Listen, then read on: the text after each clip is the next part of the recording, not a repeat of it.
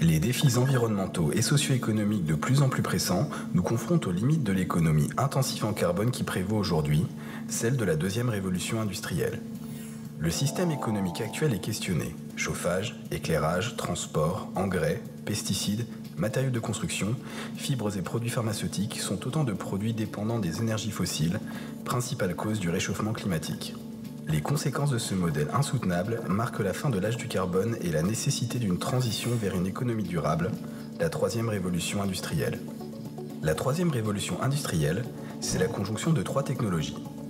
L'émergence de nouvelles technologies de communication avec l'avènement de l'ère digitale, l'émergence de nouvelles sources d'énergie, ce sont les énergies renouvelables, et l'émergence de nouveaux moyens de transport et logistique. Ces trois éléments convergent sur une large plateforme qui les relie, l'Internet des objets. La troisième révolution industrielle, c'est la révolution d'un monde interconnecté, plus sobre en ressources et en énergie. Plus de 15 milliards de capteurs existent déjà dans le monde et la technologie numérique nous mène vers des solutions intelligentes dans l'ensemble des secteurs. Agriculture intelligente, usines, entrepôts, routes, véhicules, supermarchés, hôpitaux ou encore maisons intelligentes, une smart économie en plein essor qui permet d'optimiser la gestion des ressources et d'accroître notre qualité de vie. Cette digitalisation de la société permet à chaque individu connecté d'être acteur de cette nouvelle économie. La musique s'échange sur Internet, le savoir également, mais aussi les transports, les maisons de vacances, les jouets d'enfants sur les plateformes d'échange, dans une économie du partage où l'usage prime sur la propriété. Chacun peut devenir ainsi à la fois consommateur et producteur. Ce phénomène s'étend à toujours plus de secteurs tels que l'énergie ou la finance à travers le crowdfunding. Ces réseaux d'échange se multiplient et donnent naissance à une économie collaborative, participative et responsable qui redéfinit le modèle économique actuel. Dans ce contexte, de nouveaux acteurs émergent. Les entreprises traditionnelles font aussi leur mue et adaptent leur stratégie en proposant des services innovants, moins consommateurs d'énergie et de matières premières. Entreprises, organisations publiques et acteurs de la société civile interagissent ainsi au sein d'un nouveau modèle économique. Le Luxembourg possède de nombreux atouts pour s'imposer comme un acteur majeur dans cet environnement en pleine mutation. Pour préparer le Grand-Duché à la troisième révolution industrielle et répondre aux besoins de développements associés, il est nécessaire de construire les infrastructures intelligentes, ce qui va générer une intense activité économique dans de nombreux secteurs comme concrètement le développement d'énergie verte, l'installation de capteurs, de compteurs intelligents, de batteries de stockage d'énergie, le déploiement de l'économie circulaire, la rénovation de bâtiments, les technologies spatiales, les nouvelles structures logistiques, le développement d'écotechnologies, de nouvelles solutions dans la santé pour satisfaire de nouveaux modes de consommation ou encore dans le financement de cette croissance durable. Luxembourg est le premier pays à s'engager dans la troisième révolution industrielle. Cette transition nécessite une intelligence et une volonté collective. Pour construire l'économie de demain, toutes les forces vives du pays sont utiles. Soyez au rendez-vous. Non, non, vous ne rêvez pas. On ne s'est pas trompé en ouvrant cette séance avec ce film qui nous vient du Luxembourg. Juste pour vous dire tout de suite que la troisième révolution industrielle, élaborée ici avec ce laboratoire des Hauts-de-France, a déjà franchi les frontières de cette région et est allée ailleurs. Et ça n'est pas fini, vous le verrez tout à l'heure. Bienvenue à vous. Ça va? Deuxième journée. Vous suivez? Ouais, au taquet, au taquet, on en a un. Philippe Vasseur, bienvenue. Pour introduire cette rencontre, alors je crois qu'on va commencer à la qualifier de marronnier. Dans la presse, le marronnier, c'est l'actu qui revient chaque année, le 11 novembre, le 1er novembre, etc., Noël. La TRI, au World Forum, ça devient marronnier parce que c'est né ici et c'est important d'évaluer où on en est chaque année. Vous nous redites deux mots, alors j'hésitais tout à l'heure, c'est il y a 4 ans, 5 ans? Ouais. Si jamais on me donne un micro. Un marronnier, c'est qu'on répète la même chose tous les ans. Ah. C'est la rentrée des classes, on fait le prix du cartable, etc. Donc nous, c'est vrai que c'est un marronnier en ce sens qu'on traite du sujet tous les ans, mais tous les ans avec des choses nouvelles. C'est-à-dire que l'année 2017 ne va pas ressembler à l'année 2016, etc., etc. Donc pour revenir aux origines, toujours se fier aux origines. C'est en 2012, si ma mémoire est bonne, et je pense qu'elle l'est, qu'ici, au sein du World Forum, on a décidé de lancer une opération pilote dans cette région des Hauts-de-France. À l'époque, ça n'était que le Nord-Pas-de-Calais, mais une opération pilote pour faire de notre région un territoire pionnier de la troisième révolution industrielle. Et donc nous avons travaillé avec les équipes de Jeremy Rifkin, l'Américain qui était porteur donc de ce concept, et puis avec toutes nos équipes surtout de la région, et un certain nombre d'entreprises qui sont ici dans cette salle ont participé à la construction, à la co-construction de ce plan, de ce master plan, de ce plan stratégique de la troisième révolution industrielle, que nous avons rendu public encore une fois au World Forum en 2013. Et depuis fin 2013, début 2014, nous sommes passés non pas aux travaux pratiques, mais à la réalisation concrète, à la fois dans la mise en œuvre d'outils de financement, à la constitution de véritables filières industrielles dans le cadre de la troisième révolution industrielle, dans le cadre aussi disons, d'expériences territoriales avec des villes, avec des agglomérations qui se sont lancées également dans cette troisième révolution industrielle pour faire, par exemple, une smart city ou pour mettre en place des solutions énergétiques tout à fait nouvelles. Et depuis donc 2014, début 2014, on en est maintenant, disons, 14, 15, 16, presque à la 4e année, on a engrangé des projets d'année en année. D'accord. Il y aura encore, vous aurez peut-être des annonces qui seront faites dans le cadre de cette table ronde. On est là pour ça, effectivement.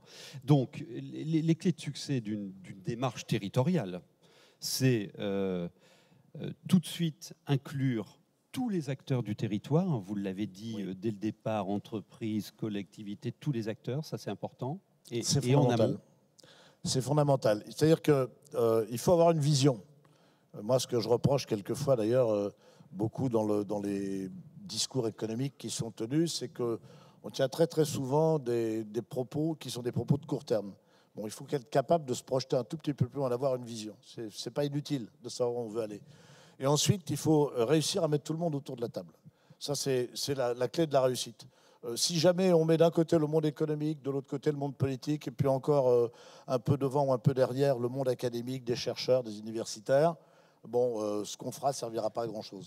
La clé de la réussite qu'on a eue dans cette région, c'est que dans une région où on se connaît tous, on est amené à se croiser, ça ne veut pas dire qu'on s'aime tous, mais qu'on est capable de surmonter quelquefois ce qui peut nous séparer pour nous mettre au service d'intérêts communs.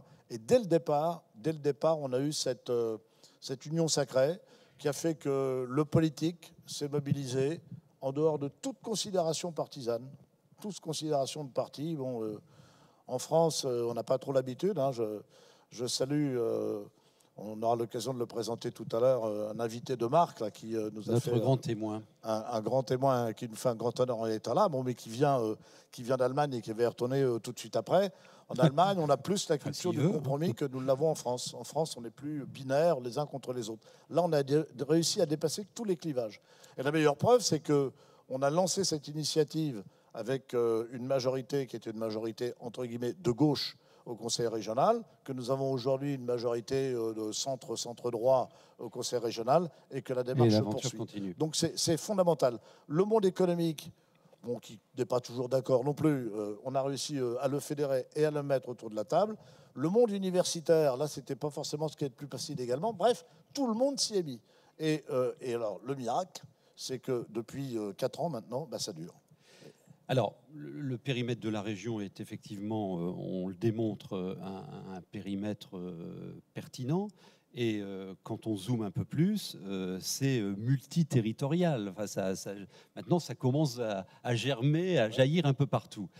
Hier, à la plénière d'ouverture, vous avez à nouveau revendiqué, c'est un peu un leitmotiv du World Forum, le droit à l'expérimentation. Est-ce que vous êtes en train, là, sur ce sujet de la troisième révolution industrielle, de l'appliquer sereinement, ce droit à l'expérimentation? Ah, j'aimerais bien. J'aimerais bien. Ah oui. Oui, alors, si on n'expérimente pas, on a un handicap. Quand on est sur des process nouveaux, des technologies nouvelles, etc., bon, la réglementation n'existe pas encore. Et donc la réglementation s'applique sur ce que l'on connaît déjà. Et dès qu'on veut sortir un petit peu des clous, ah oui, mais là, ce n'est pas prévu par les textes. D'où la revendication d'une expérimentation. On a, dans un certain nombre de villes, aujourd'hui, il y a des choses qui émergent. Des choses qui émergent dans une ville comme Fourmies, dans une ville comme Arras, dans une ville comme Béthune, à Dunkerque, etc. Dans la Maine, ici, dans la métropole, il y a un foisonnement d'initiatives. les obstacles que nous avons sont souvent plus d'ordre réglementaire que financier. Et donc, on va continuer à revendiquer ce droit à l'expérimentation. Ce qui est intéressant, c'est que tout le monde en parle et que dans les discours, tout le monde nous dit il faut que vous ayez la possibilité d'expérimenter, il faut que vous ayez le droit à l'erreur, etc. Tout le monde en parle. Et dès qu'on essaie de le concrétiser, on a des difficultés. Alors, vous savez que nous avons dit que demain, nous ferions une recommandation finale qui nous amènerait à dire... 16h15, qui nous amènera à dire voilà ce qu'il faut pour développer l'économie responsable. Le droit à l'expérimentation sera en bonne place. Parce que s'il y a une recommandation à faire, c'est de nous laisser travailler. On ne demande pas grand-chose, hein. On demande simplement qu'on nous laisse faire. Et on ne veut pas faire de choses, on ne veut pas déroger au droit du travail, on ne veut pas déroger au droit de l'urbanisme. Il ne s'agit pas de tout ça, on est respectueux, évidemment. Sinon, on ne serait pas le forum de l'économie responsable. Mais les pesanteurs existent encore. On a progressé, on peut mieux faire. En même temps, quand on regarde en termes de réglementation ce qui se passe, on voit le paquet économie circulaire qui est en finalisation à Bruxelles. Ici, dans ce pays, loi de transition énergétique, elle écrit dans son tome 4, elle décrit l'économie circulaire avec des objectifs précis. Est-ce qu'on peut avoir la prétention que ce qui se passe en expérimentation ici peut inspirer dans notre pays et ailleurs ? C'est un souhait. Je n'aurais pas l'outrecuidance de dire que nous allons donner des leçons au monde entier, même si on peut quelquefois revendiquer que tel ou tel pays ou région d'Europe est venu s'inspirer de ce que nous faisons, mais c'est tout à fait légitime. Je sais, je ne crois pas, je sais que ce que nous faisons ici est regardé avec beaucoup d'attention. Alors il y a eu des progrès qui ont été faits, hein. Vous venez de citer l'économie circulaire. De façon thématique, c'est vrai que ça avance. Il y a d'autres domaines dans lesquels on est capable de progresser. Ce qui nous manque, c'est peut-être cette espèce de droit à l'expérimentation générale. Mais on voit bien qu'à force de présenter, à force de faire parler de nous, disons les choses très clairement, on s'y intéresse. Et on a des visites qui sont programmées, notamment des visites ministérielles dans un proche avenir sur la troisième révolution industrielle. Et on a été cité en exemple il n'y a pas longtemps en disant qu'il fallait regarder ce qui se faisait dans la région des Hauts-de-France pour l'étendre à la totalité du pays. Donc la réponse est oui, très clairement. Pour une fois qu'on nous montre en exemple sur des choses qui sont des choses positives, on ne va pas bouder notre plaisir. Et vous recevez régulièrement des délégations. Alors on a vu l'exemple du Luxembourg, hein, qui a lancé son master plan. Un autre exemple à l'échelle d'une métropole, c'est Rotterdam. Très intéressant. Ils étaient venus ici il y a 3 ans à peu près. Regardez ce que ça donne. This makes our region increasingly vulnerable as the digital and circular economy cut through the existing sectors like energy, chemistry, food, health, logistics and manufacturing. La logistique est peut-être encore plus important, une stratégie générale qui manque pour couvrir les questions, comment est-ce que l'on peut gagner de l'argent et quel genre de qualifications sont nécessaires dans l'économie à venir.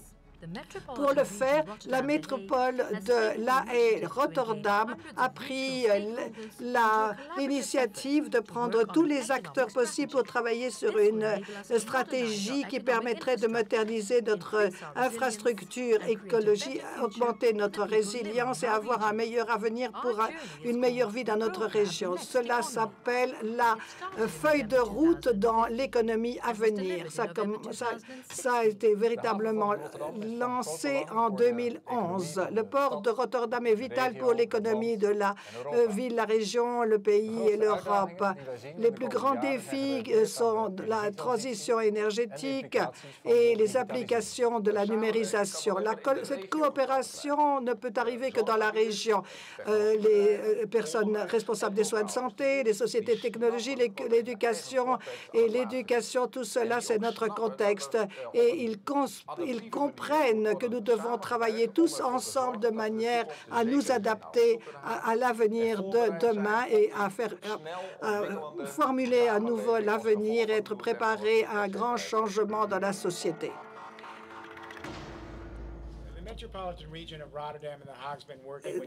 Nous avons surtout travaillé avec des consultants TIR pour avoir une vision et un plan de développement pour transformer toute cette région des Pays-Bas pour avoir une nouvelle économie industrielle. Néerlandais, ça va vite quand même là. Hein, ça va vite. Ouais. Ce qui est intéressant, c'est que bon, il y a eu notre expérience, celle du Luxembourg. On a été en contact avec le Luxembourg, celle de Rotterdam. On a été en contact aussi. Simplement pour s'expliquer les uns avec les autres. Chacun développe sa propre vision, son propre programme. On part du principe évidemment qu'il y a une révolution. Vous avez vu d'ailleurs, les Néerlandais ne disent pas la troisième révolution, ils disent la prochaine révolution. Bon, c'est intéressant d'ailleurs parce qu'on a des surenchères. Bon, il y a des moments où je me demande s'il y a certaines personnes qui ne commettent pas des attentats à la pudeur sur les moustiques. Mais quand on vient dire, ah mais on n'est plus dans la troisième révolution industrielle, on est déjà dans la quatrième, mais pourquoi pas la cinquième ou la sixième? Le problème n'est pas là. Le problème, il y a cette transformation ultra rapide qui est en train de se produire, qui touche bien évidemment à l'énergie, mais qui implique aussi tout ce qu'il y a de numérique, l'intelligence artificielle, comme on l'a vu dans le film tout à l'heure de Luxembourg. Et nous, avec ces pays-là, et notamment grâce à l'intervention de Claude Langlais, qui nous accompagne depuis le début, on est en contact avec le Luxembourg, on est en contact avec Rotterdam, on s'inspire les uns des autres. Et on est en contact aussi, d'ailleurs, avec la Commission européenne. Nous sommes allés à plusieurs reprises travailler avec le commissaire Šefčovič, c'est bien ça, à l'énergie, etc. Donc, on crée finalement un réseau de gens qui mettent en pratique. Et je pense que c'est une dimension qu'on ne voit pas suffisamment. Nous, en France, on est toujours les yeux tournés vers le nombril de l'Hexagone, alors que beaucoup de choses se passent ailleurs. Alors, ici, ça s'appelle REF 3. Une dernière question. Oui, REF 3, pourquoi? Parce que révolution, troisième, ou révolution puissance 3, et surtout, on est dans le domaine véritablement positif, où on veut imaginer, où on veut rêver d'un nouveau monde et rêver d'une nouvelle économie que l'on met en pratique. C'est joli, un joli mot, REF 3, je trouve. L'étoile et les petits cailloux. Hein. L'étoile et les petits cailloux. Pour y arriver. Oui, une dernière question. Sur un grand programme de transformation comme celui-là, on va rentrer dans l'année 5. Bon, ça commence à se poser, mais surtout, il y a des projets qui se concrétisent déjà. Quels sont les coups d'après, les nouveaux enjeux pour amplifier le phénomène? Alors, on gagne, quoi. On va se fixer un programme pour l'année 2018. D'accord. Hein, bon, puis après, on verra pour 2019. Ce qui est important, on a mis en place déjà des outils financiers. Je pense qu'il y a d'autres outils financiers, ou en tout cas, on renforcera les outils financiers, n'est-ce pas, David, tels qu'on les connaît aujourd'hui. On a 700 à 800 projets d'entreprise, pour certaines d'entre elles d'ailleurs, qui se sont déjà appliqués. Bon, tout ça va se continuer. On aura, j'espère, on passera le millier d'entreprises, etc., etc. Bon. Pour moi, aujourd'hui, il y a deux choses qui me paraissent importantes. Ouais. La première, c'est de travailler dans un esprit de filière. Vous allez en avoir une démonstration tout à l'heure. Travailler sur un esprit de filière, c'est-à-dire mettre des gens ensemble, mais disons au service d'un système économique. Et multi-acteurs dans la filière. Et multi-acteurs dans la filière. Donc ça, c'est vraiment très important. On a des exemples tout à fait concrets. On peut développer. Et alors ça, c'est tout bénef. Hein. C'est bénef à la fois pour la mise en œuvre de la troisième révolution industrielle. C'est générateur d'activité, c'est générateur d'emploi. Donc c'est tout gagnant. Et la deuxième chose, c'est précisément de s'appuyer sur une dimension intra-territoriale. Pourquoi? Parce qu'on sait très bien que, disons, dans une région comme la nôtre, il y en a qui vont plus vite que d'autres. Et donc, ceux qui ne vont pas assez vite, ce n'est pas la peine d'aller les voir tout le temps en leur disant « dépêchez-vous, dépêchez-vous ». C'est de leur dire « regardez ce que fait le voisin et regardez les bénéfices qu'il en tire ». Et donc, il faut qu'on soit très attentif à renforcer ou à mettre en place des dynamiques territoriales qui fassent en quelque sorte de ces territoires des territoires démonstrateurs. Alors, je vous ai cité quelques villes tout à l'heure. Je crois qu'il faut aussi qu'on s'attache l'année prochaine à faire une belle expérience dans le monde rural, parce qu'on l'a un peu laissé de côté, on l'a un peu oublié, alors qu'il y a pas mal de choses à faire. Et je crois que le panorama qu'on peut présenter avec ces filières qui se mettent en place, et avec pour certaines d'entre elles des démonstrateurs, et puis ces collectivités qui sont des collectivités tout à fait exemplaires, ça vaudra encore pas mal de visites. Et ça, c'est tout à fait à notre portée. Donc ça, c'est la feuille de route pour 2018. Muscler la logique de filière et puis croiser les territoires. Quoi. On est, en quelque sorte, on est dans le vertical et dans l'horizontal. Vraiment, c'est la dernière. Parce que le temps imparti est écoulé, mais quand même. Est-ce qu'on peut commencer à compter les points? La création de valeur, la création d'emplois, ou c'est trop tôt? Enfin, qu'est-ce que vous nous répondez là-dessus? Le problème, c'est que je n'ai pas souhaité, je ne l'ai pas fait, mais peut-être que d'autres le feront, me doter de l'outil statistique qui permettrait de le faire. Ce qui m'apparaissait important, c'était plutôt le mouvement et les résultats obtenus au coup par coup que d'essayer de procéder à des comptabilités. Vous savez, vous avez très régulièrement, on vous dit, on a créé tant d'emplois dans la région. Puis quand vous regardez un petit peu le détail, vous avez les emplois qui ont été préservés, les emplois qui ont été repris, etc. Je préfère, moi, nous placer dans une dynamique. Maintenant, on a des gens tout à fait éminents. Là, j'en vois en face de moi qui adorent manier les statistiques.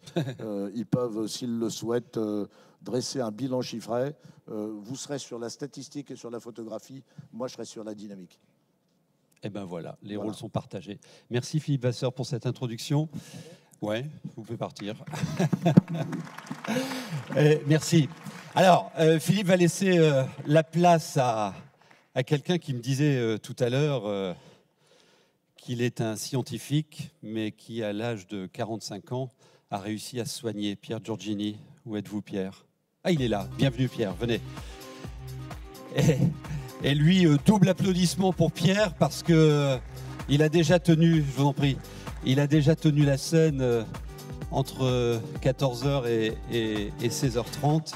Donc, merci de revenir en deuxième séance pour partager votre regard. Vous êtes nouvellement réélu, président-recteur de l'Université catholique de Lille, réélu juste avant l'été. Il va sortir son 5e bouquin en janvier. Bon, celui qui a fait référence et qui fait toujours référence dans l'inspiration des travaux autour de la 3e révolution industrielle et de toutes les dynamiques portées par le World Forum, c'est la transition fulgurante. C'est notre petit manuel à tous. On l'a tous là quelque part sur le bureau et on l'ouvre très souvent. Et c'était intéressant pour prendre un peu de hauteur et continuer à réfléchir, réflexion-action, d'avoir votre regard, et regard engagé, parce que vous êtes porteur, avec la communauté de l'université, d'un grand projet dans le master plan. Alors, tout d'abord, 3e révolution industrielle. Les mots sont importants. On a lancé le coup il y a presque 5 ans. Comment vous voyez les choses ? Comment vous avez vu les choses se tricoter, se mettre en œuvre et commencer à produire des effets et des projets? Les plus et les moins, ils sont où? Bien, d'abord, Philippe va peut-être pas être content, mais j'aime pas la 3e révolution industrielle. Bon. En revanche, la 4e... Et pour répondre à votre question, je vais juste dire au fond... parce que on est piégé un peu par les mots. Quand on dit industriel, on pense à industrie, et ce signifiant industrie, quand on regarde ce que ça évoque dans les têtes, ça évoque plein de choses qui ne sont pas forcément adaptées à ce qui est probablement en train d'advenir. Puis 3e révolution industrielle, moi je trouve qu'on a un peu vite oublié les Toffler. Alvin d'ailleurs, qui dans un sexisme exacerbé était le plus célèbre, alors que Heidi a beaucoup travaillé avec lui, qui parlait de la civilisation de la 3e vague. Et je pense que et il parlait déjà à l'époque, je rappelle, de la démassification par la robotique intelligente. C'était en 80, la sortie de son ouvrage sur la civilisation de la 3e vague. Et il parlait aussi à la fois de la démassification et de l'aplatissement des structures. C'est cette espèce de passage d'une société pyramidale à une société que Rifkin qualifie de distributive, que moi je qualifie de maillée coopérative. Après, on joue sur les mots. Et il parlait de la civilisation de la 3e vague. Et je crois vraiment qu'on est dans une transition civilisationnelle. C'est l'anthropologue Alain de Vulpian qui a écrit un livre merveilleux, qui lui n'est pas comme le mien, on ne s'endort pas au bout de 2 pages, qui s'appelle la métamorphose anthropologique. Nous oui, rien que le titre, une métamorphose anthropologique. Voilà. Rien que le titre, vous êtes obligé bien, de rester éveillé quand vous lisez son livre. Non, c'est-à-dire qu'en la fait, transition, elle est multifacette. Voilà, c'est-à-dire qu'en fait, vous parliez de la transition fulgurante. Je crois que ce qu'a apporté ce livre, c'est de montrer qu'il y a au fond 3 transitions. Il y a une transition technoscientifique qui est sans précédent, même si j'expliquais tout à l'heure qu'il faut qu'on développe aujourd'hui une légitime méfiance sur ce que j'appelle les livres de sciences fictives, Kurzweil et tout ce qui tourne autour d'une espèce de projection fictive de la science qui n'est pas fondée scientifiquement. Une deuxième transition qui est une transition sociale, qui est ce changement du paradigme de la coopération. On voit partout naître ce mode maillé coopératif, ce passage de la collaboration à la coélaboration. Vous savez, je raconte toujours que moi j'ai été marqué parce que mon premier chef, je venais de suivre l'Institut du management, l'entreprise où je rentrais. Des télécoms, on m'avait parlé du management participatif. Ouais. Et mon premier chef que je rencontre, il me dit « Ah, vous avez été formé au management participatif, c'est extraordinaire, c'est la nouvelle doctrine. Moi, j'adore ça. » Et je lui demande « Mais c'est quoi pour vous le management participatif ?» Et il me répond « C'est très simple, je manage et vous participez. » Et ça m'a énormément marqué sur la question. Et donc aujourd'hui, ce passage de la société collaborative à la société coélaborative, c'est pas seulement sémantique, c'est très profond. Puis la troisième transition, elle est économique. Nous sommes en train de passer clairement, et c'est là où peut-être troisième révolution industrielle pourrait avoir un sens, au fond de l'efficacité productive qui a été le facteur de différenciation des territoires, des zones, vraiment dans l'économie néoclassique, c'est-à-dire dans l'idée qu'il y a un principe de différenciation qui est basé sur cette efficacité productive. Et là, Edmund Fels, le prix Nobel d'économie, nous dit nous passons à l'intensité créative. Et là, c'est un déplacement profond, ça change tous les paradigmes de l'économie. Et moi, j'ajoute, dans mes travaux récents, vous parliez du 5e livre, l'économie de l'altérité. Car au fond, je pense que la transformation que nous sommes en train de vivre, c'est que nous passons d'une civilisation de la réduction, Heidegger disait de l'arraisonnement par la technique, nous sommes pas en train de passer de se passer d'une civilisation de l'arraisonnement, du stock disponible, stock naturel, les ressources, mais aussi le stock humain. Beaucoup de nos principes économiques ont finalement réduit l'humain à un stock disponible. Et nous sommes en train de passer à une civilisation de l'alliance, c'est-à-dire de l'alliance collaborative. Et on peut la voir dans les 3 dimensions. Dans les technosciences, moi j'ai eu la chance de visiter les laboratoires de biomimétisme de Bombardier à Montréal, qui sont maintenant interdits de visite. D'ailleurs, c'est là où on pourra parler de la question de la propriété. Et on voit naître dans ce qu'on appelle la bioalliance, les nouvelles technosciences du biomimétisme, etc. On voit naître des choses assez extraordinaires qui se profilent, qui sont source d'espérance. Moi, j'en ai marre, et je le dis maintenant avec colère, de ce que j'appelle les castrateurs de l'espérance, c'est-à-dire ces gens qui passent leur temps à dénoncer... Votre programme, vous, votre feuille de route, c'est Osons l'espérance. Oui, bien sûr. Le premier, c'est pas devenir la première université du monde. La première, c'était Osons la confiance. Osons l'espérance. Il n'y a pas d'espérance sans confiance. Le deuxième, c'est Osons l'espérance. Et s'il y avait un troisième mandat, ce qui ne sera absolument pas le cas, d'ailleurs, c'est pas possible juridiquement, je rêverais de l'appeler Osons la joie. Parce qu'au fond, on a passé de la confiance à l'espérance, et de l'espérance à la joie, et on en a besoin. Et donc, je termine, transition technoscientifique. Sur le plan social, c'est ce passage à ce mode maillé coopératif qui explose dans tous les domaines. Et sur le plan économique, c'est l'émergence de cette économie de l'altérité qui est à la fois en train de se passer et qui nous contraint aussi. C'est-à-dire que nous sommes à la fois en train et contraint de passer à cette économie de l'altérité. Et ça veut dire quoi, l'économie de l'altérité? C'est un vrai sujet économique. Ça veut dire quand on aura fini de réduire par les machines ce que Hannah Arendt appelait le fardeau de l'asservissement à la nécessité, c'est-à-dire l'automatisation du secondaire.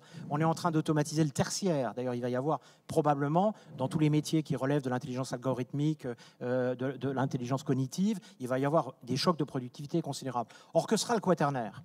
Le quaternaire, son invention, ça va être une aventure intégrale. Et c'est ça, on voudrait que les étudiants participent à cette aventure intégrale, c'est-à-dire qu'on construise ensemble le quaternaire. Et le modèle économique du quaternaire, il ne sera pas du tout le même que le modèle économique du secondaire ou du tertiaire. Parce que l'économie de la créativité, elle est sommative. J'ai un autre 3 pour Philippe. 1 + 1 = 3 dans l'économie créative. Quand je crée quelque chose avec vous, vous continuez de créer, ça nous appartient à tous les deux. Je rappelle que dans l'économie industrielle, la propriété vous retire le droit de regard sur ce que vous avez cédé, pas dans l'économie créative. Et enfin, l'économie de la relation, de l'altérité est vraie, c'est-à-dire pas le prolongement de soi, une altérité que l'on confère au tout autre, pas seulement l'autre être humain, mais aussi l'autre, la nature, l'environnement. Cette altérité est vraie, le respect de cette intégrité de la nature, de la matière, etc. C'est ça le passage à l'économie de l'altérité. Alors, on va garder le terme, pour faire simple, de notre 3e révolution industrielle, qui est finalement une révolution responsable. Très à la mode sur les plateaux de télé. Qui est finalement une révolution responsable. Donc, c'est une porte d'entrée vers cette économie créative.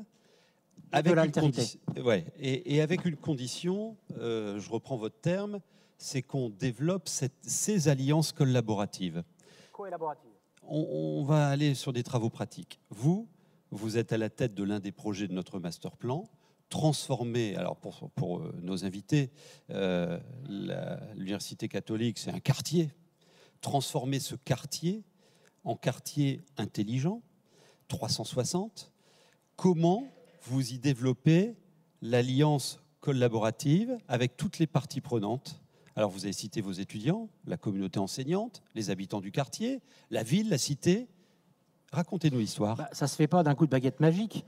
Aujourd'hui, on ne transforme plus par le haut. Je veux dire, les plans de changement néo-brejneviens des années industrielles, aujourd'hui, ça ne fonctionne plus. Et donc, la seule façon de conduire le changement, c'est quoi?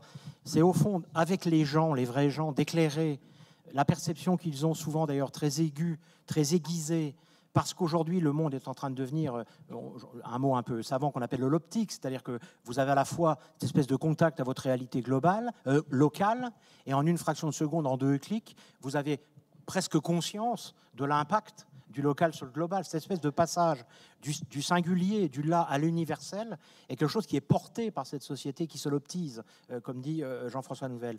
Et donc, aujourd'hui, cette conscience, elle est aiguisée, cette montée en conscience dont parlait Edgar Morin, elle est, je crois, en route, même s'il y a des contre-effets, des contre-signaux, etc. Il y en a toujours dans les transformations. Mais en tous les cas, elle est en route. Et la question, c'est comment on la met en réseau. Donc, on ne conduit pas le changement en disant, voilà, d'en haut, le supposé sachant de ce qu'il faut faire va vous expliquer où on va, mais plutôt de dire qu'est-ce que nous avons envie de conduire ensemble, compte tenu de notre perception partagée des enjeux globaux par rapport au local et des enjeux locaux par rapport au global, et comment on construit une transformation simplement en jouant sur les acteurs de changement, en disant aux autres qui ne sont pas des ringards conservateurs, parce que du coup vous avez la guerre entre les classiques et les modernes, et on a vu dans l'histoire ce que ça a donné, mais plutôt ceux qui veulent conserver, mais au moins faites-le bien, d'accord, et ouvrez-vous à ce qui se passe à côté. Et ceux qui sont les acteurs de changement, il faut d'une part les aider et d'autre part les protéger. Parce qu'évidemment, la machine de l'institution, avec sa pyramide, va tenter de les bouffer, va tenter de les tuer. Et donc, il faut les aider, les protéger, les mettre sous cloche et faire de la lumière pour qu'ils viennent voir, que les gens viennent voir. Voilà. Et on a commencé Thérèse Lebrun avait commencé avant, avec son magnifique projet Humanicité, où elle faisait finalement de la prose, comme M. Jourdain, sans le savoir. Et ensuite, on a continué là-dessus. Et puis ça a mis du temps. On a commencé en 2008, on est en 2017. Et aujourd'hui, si on regarde la question, puisque co-élaboration pour moi, c'est co-design. D'ailleurs, on pourra parler l'île capitale du design. Pour moi, il faut qu'on arrête de réduire le design au dessin industriel ou artistique. Donc le co-design, c'est la co-élaboration. C'est du co-design social, c'est du co-design de l'innovation, etc. Et donc, on a commencé les premières actions de co-design. En parallèle, Thérèse et moi, alors qu'on n'était pas encore vraiment en interaction. Et moi, je me souviens, on a commencé, on était 4. Voilà, je peux citer les noms, il y avait 3 personnes et moi-même. Voilà, on était 4. Aujourd'hui, les explorateurs de la transition qu'on a mis en réseau, qu'on a valorisé, c'est 400 personnes au sein de l'université. On est 7000 salariés, donc on n'est pas encore à 100%, mais qui sont engagés, qui sont en réseau, qui analysent leurs pratiques, qui partagent de façon vraiment très, très souvent. Et la merveille pour moi, à la limite, et c'est pour ça que je pense qu'il faut un certain âge pour accéder à... Il faut avoir terminé en gros son égothérapie, si vous voulez. Alors on ne l'a jamais complètement terminé. C'était à 45 ans. Voilà, non, j'ai terminé beaucoup plus tard. Et on ne la termine en général que sur son lit de mort, d'ailleurs. Et encore, il y en a encore qui réussissent à mourir avec un ego démesuré. Mais l'égothérapie, c'est ce qui permet de dire à un moment, je suis incroyablement heureux maintenant de voir que je ne suis plus à la source que de 1% des initiatives, même pas.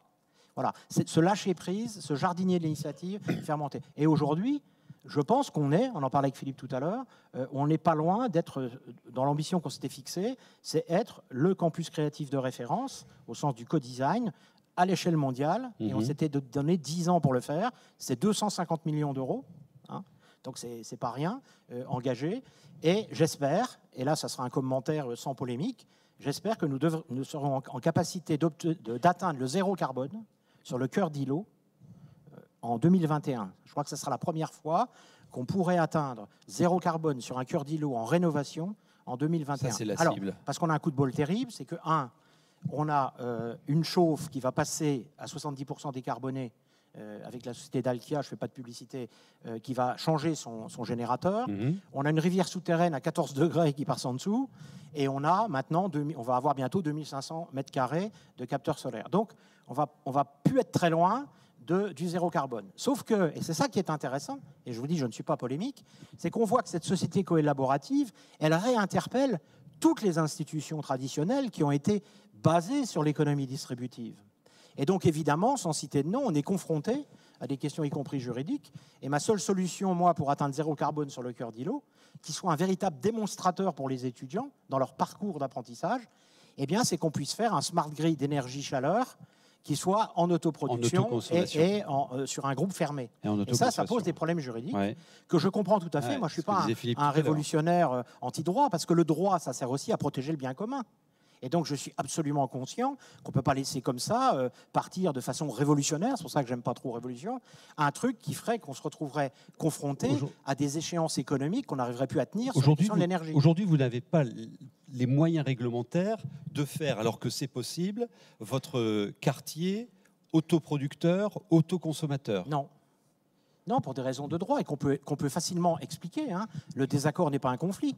Si vous laissez partir en vrille cette question de l'autoproduction partagée, quelles que soient les personnalités morales, vous pouvez avoir une remise en cause globale des grands équilibres sur les questions de l'énergie, et on n'est pas non plus là pour se retrouver demain, parce que de toute façon, les 50 milliards, il faudra bien les payer. Hein. Donc, comment on fait pour être démonstrateur, expérimentateur, pour venir ouvrir un champ d'expérimentation et de réarticulation sans déstabiliser complètement l'édifice. C'est pour ça que c'est pour moi une transition, ce n'est pas une révolution. Je vous garde encore une minute sur un sujet qui nous travaille, c'est la question de la démultiplication. Vous nous dites maintenant, je dois rester propriétaire de 1% de l'initiative de départ et ils sont 400 acteurs engagés. La question, c'est comment massifier l'engagement citoyen, l'engagement de vos communautés, changer de regard, changer de comportement et agir. Regardez ce petit film, c'est l'histoire de Sarah, alors c'est l'ADEME qui nous l'a filé, qui raconte comment elle peut... Enfin, c'est une méthode en fait, une approche pour accompagner le changement de regard et de comportement, et je vous demanderai votre commentaire.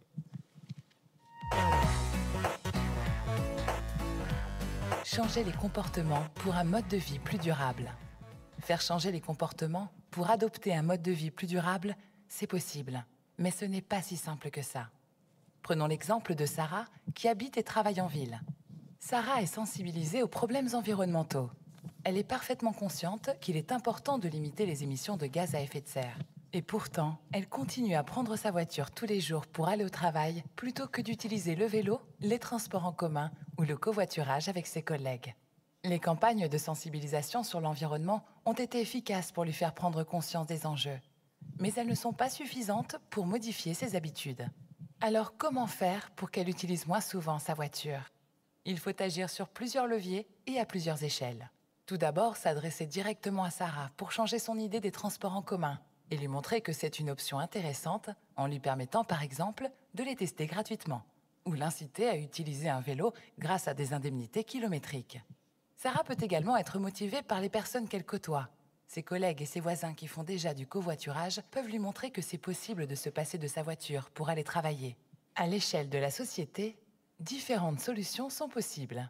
Par exemple, que Sarah dispose d'applications pour trouver le moyen de transport le plus adapté.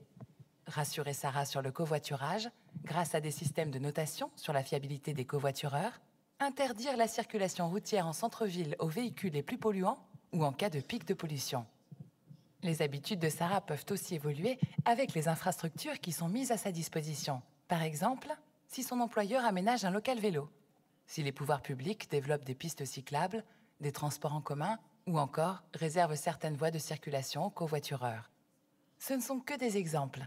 La bonne nouvelle, c'est qu'il y a une multiplicité de choses à faire et de moyens à mobiliser. Réussir, c'est combiner différentes actions menées par différents acteurs à différentes échelles. De nombreux acteurs agissent déjà, mais il est nécessaire d'amplifier le mouvement. Alors comment les aider à choisir le dispositif de changement de comportement le plus adapté? En s'inspirant des résultats des sciences sociales pour gagner en efficacité. Celle-ci aide à comprendre ce qu'il se passe à chacune de ces échelles. L'économie nous explique comment se prennent les décisions pour acheter et investir. La psychologie nous éclaire sur les processus mentaux, les pensées, les émotions et leurs liens avec les actions. La psychosociologie nous montre l'influence des groupes sur l'individu. La sociologie nous dévoile comment les pratiques individuelles sont le reflet de la société dans laquelle l'individu évolue. Retrouvez ces éléments d'analyse et bien d'autres exemples pour mener des actions efficaces. Dans notre ouvrage, Changer les comportements, faire évoluer les pratiques sociales vers plus de durabilité. Alors une dose d'économie, de psycho, de psychosociologie, agir d'abord sur l'individu, ses communautés, les structures. Oui, j'aime assez, mais je trouve un peu trop scientiste. Ouais. Expliquez. Je veux dire, évidemment que la science a un rôle à jouer, mais d'abord, si on forme nos jeunes en leur donnant à chacun un master de sociologie, de psychologie, d'économie, de psychosociologie, etc., on va avoir juste un problème, c'est qu'il va falloir les laisser en formation jusqu'à une cinquantaine d'années, ce qui peut-être résoudrait le problème du chômage, mais ce serait quand même assez compliqué. Non, je pense que la question de fond, c'est comment, d'abord, on donne envie, mais comment on change l'idée de la massification. Vous savez, une fois, j'intervenais devant un certain nombre d'élus de l'Assemblée nationale et je disais, finalement, si j'avais une proposition à faire, c'est de transformer l'ENA en l'ENEA. C'est-à-dire l'École nationale d'administration, l'École nationale de l'émergence accompagnée. Ce qui est un choc, ce qui est une révolution, parce que on a tous été structurés. Moi, j'ai été dirigeant de grandes administrations centrales ou dirigeant de grandes entreprises. Finalement, j'ai été stimulé par mon père, notamment immigré italien, sur le travail, sur la réussite sociale, qui est au fond celle qui consiste à être un acteur majeur, c'est-à-dire au fond dans l'image de l'agriculteur intensif. C'est-à-dire je vais arriver avec ma grosse charrue et je vais labourer le terrain social et je vais cultiver et tout faire bien. Et tout faire bien. Le problème, c'est qu'on commence à nous raconter qu'en fait, être un bon dirigeant, c'est être un jardinier de l'initiative. Vous imaginez le choc symbolique. Avant, j'étais avec mon costard cravato, et là, je suis avec ma salopette trouée aux genoux et mon petit arrosoir, et j'arrose l'initiative. C'est-à-dire qu'il faut sortir de l'idée de la massification par le haut et se dire, au fond, le job qu'on a à faire, c'est d'abord de faire confiance aux gens et de les aider à vivre des expériences. Et ensuite, il faut les amener à avoir les moyens d'auto-réfléchir sur ce qu'ils sont en train de faire en réseau, et ensuite les connecter. C'est-à-dire, au fond, les grands dirigeants sont des grands liants, et non pas des grands transformateurs, innovateurs. Donner envie aussi. Bien sûr, donner envie, et être des grands liants. Et donc l'expérience est fondamentale. Et ce qu'on essaye de faire à l'université, avec plus ou moins de succès, je ne suis pas en train de vous dire c'est merveilleux, mais on essaye de faire en sorte que ce qui soit formateur pour l'étudiant, et notamment on va lancer un nouveau concept qu'on appelle l'école de toutes les intelligences, c'est à la fois d'acquérir une instruction. C'est Yvon Gattaz, qui a 92 ans, il faut voir la pêche, il est venu à notre université, je me dis, oh là là, ça va être terrible. Bon, il a été assez extraordinaire en disant, finalement, dans les entrepreneurs, les entreprenants, parce que vous avez vu que, juste une anecdote, le désir d'entreprise diminue chez les jeunes, statistiquement, le désir d'entreprendre augmente. C'est quand même un paradoxe intéressant. Hein. Donc, Gattaz parlait essentiellement du désir d'entreprendre. Et il disait, au fond, ce qu'il faut, c'est un niveau d'instruction. On ne sait plus dire exactement s'il faut un master de droit, d'histoire, de théologie, de philosophie. Il faut un niveau d'instruction pour entreprendre le réel, la société. Et ensuite, il faut évidemment le désir et l'envie. Et puis, il faut être accompagné autour de cette capacité de se mettre en réseau, de se connecter avec les autres disciplines. Et ça ne peut se faire que dans l'expérience. Je prends juste un exemple. Très vite, quelques secondes. Vous demandez, là j'ai vu Benoît qui est dans la salle, vous demandez à des ingénieurs de réfléchir sur comment, bon sang, les salles pourraient être éteintes le soir quand on sort. D'accord ? Économie d'énergie, on veut passer, bon, ça passe par là. Vous le confiez ça à un ingénieur, qu'est-ce qu'il va faire ? Il va vous faire des Dopplers. Il va vous mettre des Dopplers partout. Alors c'est formidable, les Dopplers, ça détecte les mouvements, c'est mis en réseau, c'est connecté, et puis il y a une machine qui éteint les lumières. Puis on vous met des trucs où vous passez dans le couloir, c'est incroyable. Il y a une esthétique technoscientifique extraordinaire. Ça, c'était avant 45 ans. Ça me faisait jouir presque, tellement... Oh là là, bon. Vous avez une belle vie. Vous avez vu, hein. Et après, il y a des gens, des philosophes, des sociologues qui travaillent sur ce qu'on appelle les nudges. Ah, les nudges. Voilà. Alors, la mouche dans l'urinoir. Voilà, la mouche dans l'urinoir. Il y a une éthique des nudges. Et on s'est aperçu qu'en travaillant des nudges, par des aiguilles qui coûtent 2,50 € qu'on met sur le chemin de l'interrupteur, 98% des gens qui sortent éteignent la lumière. Ah ouais, d'accord. Ça, vous ne pouvez l'obtenir que si les ingénieurs se mettent à travailler avec les gens des nudges, avec les designers, avec les utilisateurs, etc. Ouais. Donc cet apprentissage par l'expérience, que l'innovation naît au cœur des rencontres improbables, c'est mon proverbe préféré. Donc il faut qu'on décilote et il faut qu'on amène, qu'on stimule les rencontres improbables. Merci pour votre témoignage. Merci pour ces propositions, hein, les rencontres improbables. Et la troisième révolution industrielle est évidemment un terrain de jeu génial pour ça. Merci. Alors, deux grands partenaires engagés qui vont nous rejoindre maintenant, Christelle Heidemann, Bruno Legevin. Bienvenue à vous. Venez au salon.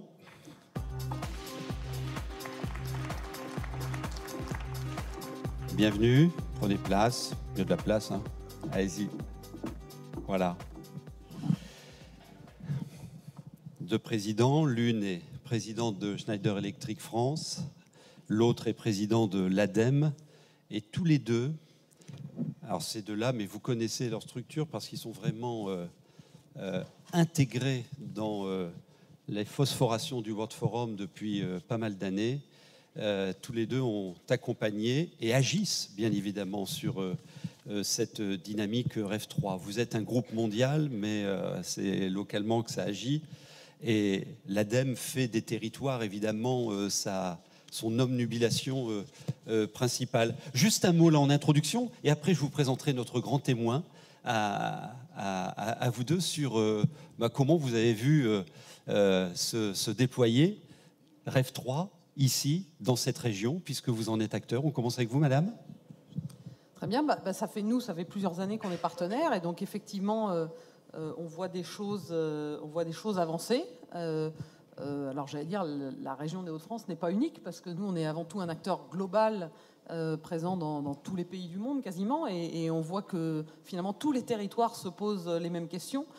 Chez Schneider Electric, on est vraiment à la croisée on est très présent dans le monde des villes et dans le monde de l'industrie. On voit bien que les deux transformations massives dont on parle là, qui sont la transition énergétique d'un côté, et puis à quel point les nouvelles technologies permettent une explosion d'innovation pour des choses qui sont au final très positives. En tout cas, c'est notre conviction chez Schneider Electric. Donc on se considère comme des activistes en la matière.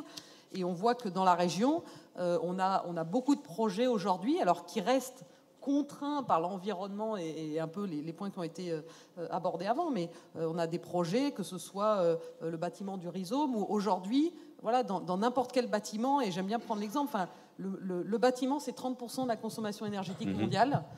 Aujourd'hui, juste avec du pilotage des objets connectés et du travail sur les comportements, on réduit très facilement la consommation énergétique. Et on a un projet avec Sciences Po Lille où on a réduit la facture de 40% de la consommation énergétique. Donc je ne sais pas si vous imaginez, mais 30% de la consommation énergétique mondiale, si on l'applique avec des réductions de 30-40%, on parle de réduire la consommation mondiale de 10%. Ça, c'est du concret. C'est très concret à l'échelle de la planète, et c'est là où il faut avancer. Alors, l'Europe est à la fois très en avance sur les sujets d'énergie, mais en même temps, on voit bien, on est très chinois en Chine, et la Chine avance à une vitesse colossale parce qu'ils ont des enjeux bien plus avancés, j'allais dire, ou bien plus critiques finalement pour le développement économique du pays. Et donc, on voit finalement toutes ces innovations partout dans le monde. Comment ensuite, nous, on est avant tout locaux dans toutes les activités qu'on a, et on voit des choses qu'on applique maintenant. C'est vrai qu'on est encore dans des schémas où, je vous parle de projets qui sont des bâtiments. On a quelques autres projets où on va aller sur du campus, avec après de la production d'énergie, élargir avec plusieurs acteurs. On sort du bâtiment, il y a la logique du quartier. Mais ça reste encore des expérimentations, et pour les raisons qui sont que il faut travailler après sur les contextes réglementaires et tout ça. Un autre révolutionnaire responsable, Bruno Legevin. Vous accompagnez ces dynamiques sur les territoires. Alors vous, comment vous avez vu ce projet progresser ? On n'était pas révolutionnaire, mais on était évolutionnaire. Évolutionnaire, ouais. Et tenace et dans la durée. On accompagne depuis le départ, mais je ne vois pas comment on pourrait faire autrement. On est l'opérateur de l'État pour la mise en œuvre de la transition énergétique, et on est convaincu que ça va se faire dans les territoires. Et donc, quand il y a un territoire précurseur comme celui de la région des Hauts-de-France, il est normal que nous soyons là. Et depuis que je suis président de l'ADEME, j'ai le plaisir d'être là chaque année à votre rendez-vous. Et c'est donc essentiel. on apporte notre expertise, on apporte nos données, on apporte notre connaissance liée à nos scénarios prospectifs, et aussi on a un rôle d'animation, de facilitation. Et ce qui est génial ici, on le voit encore aujourd'hui, c'était dans les propos de Philippe tout à l'heure, ça fonctionne parce qu'il y a de l'envie, parce qu'il y a l'acteur public, il y a l'acteur privé, il y a le politique, il y a l'économique, et puis il y a surtout du concret. Et donc le rêve, on veut le réaliser, et on s'y est mis déjà depuis un certain nombre d'années, on veut le continuer. Donc on voit que ça avance, on dit 700, 800 projets, il y en aura encore plus demain. Et puis en plus, ce qui commence à être intéressant, c'est que, comme il a été dit tout à l'heure, ça commence à faire du bruit, ça dépasse les frontières de la région, les frontières du pays. Et comme on est dans la généralisation, dans l'accélération de la transition énergétique, les bonnes pratiques, les bons exemples, ils sont appelés à être connus et à être dupliqués. Partage d'expérience, c'est effectivement quelque chose de très important. Après avoir écouté notre grand témoin, on débriefera avec vous deux. Et Bruno Legevin, vous aurez eu une information, une annonce importante à nous faire en illustration de la logique filière dont Philippe Vasseur nous a parlé tout à l'heure. Merci Claude, parce que je crois que vous avez été cité tout à l'heure, vous y êtes pour quelque chose, d'avoir fait venir notre grand témoin aujourd'hui, qui est maire, vous l'avez dit, Philippe, d'une ville allemande, Heidelberg. Et il a une autre casquette, et donc c'est aussi pour ça qu'il nous intéresse, président d'Energy City. Energy City est une association européenne des villes en transition. Heidelberg est une ville en transition. Et il y a 3 semaines, à peu près, on a appris que vous acceptiez de venir ici comme grand témoin. Donc on a hâte d'entendre votre expérience à Heidelberg, et puis avec l'expertise que vous avez développée au sein d'Energy City, d'essayer de nous donner les 2-3 grandes pistes importantes pour éclairer la suite de ces grands programmes comme REV 3. Bienvenue, et je vous invite à rejoindre le pupitre. Le docteur Eckhard Würzner, le maire d'Heidelberg et président d'Energy City. Bienvenue à vous. Welcome. Bonsoir. Bonjour à tous. Je vais parler anglais, mais je pense que vous pourrez tous me suivre. Tout d'abord, je voudrais remercier les organisateurs et vous parler de notre réseau dans la ville dont je suis le maire, et vous dire ce qu'on peut vraiment changer. Pour reprendre cette discussion, je dois dire qu'on veut passer des projets à une véritable feuille de route et à la mise en œuvre. Et là, je dirais que tout d'abord, nous devons avoir une vision quant à où nous voulons aller. Une vision, c'est pas une révolution. Une vision, ça concerne la vie de nos enfants, de nos nations et de la société dans son ensemble. Lorsqu'on regarde qu'il y a des conflits à propos de ce qui se passe dans le monde, par exemple en Afrique, où vous voyez le changement climatique et des choses qui se passent en Afrique, avec beaucoup de réfugiés qui viennent maintenant en Europe, qui changent tout le système politique. Il y a un besoin d'action, pas seulement à cause de ce qui se passe au niveau local chez les citoyens, mais une action également au niveau mondial. Et lorsque vous regardez la situation économique en Europe et dans le monde entier, vous remarquez que de plus en plus des pays prennent la direction alors qu'ils ne sont pas en Europe. Les États-Unis, par exemple. Nous avons tous cet outil numérique dans notre poche. Tout le monde a quelque chose comme ça. Où est-ce que c'est produit? En Chine. C'est conçu, emballé aux États-Unis. Mais ce n'est que l'emballage. Donc, il y a beaucoup de changements et on doit faire attention parce que notre position de pointe ne va pas dans le bon sens. En fait, on s'endort de plus en plus parce qu'on a l'impression qu'on est bien, qu'on a bien réussi.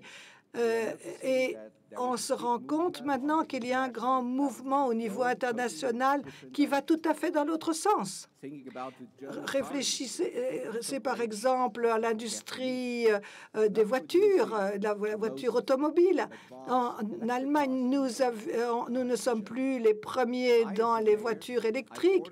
Moi, en tant que maire, je pense qu'il y a beaucoup de choses qui se passeront en Pologne et en Chine parce que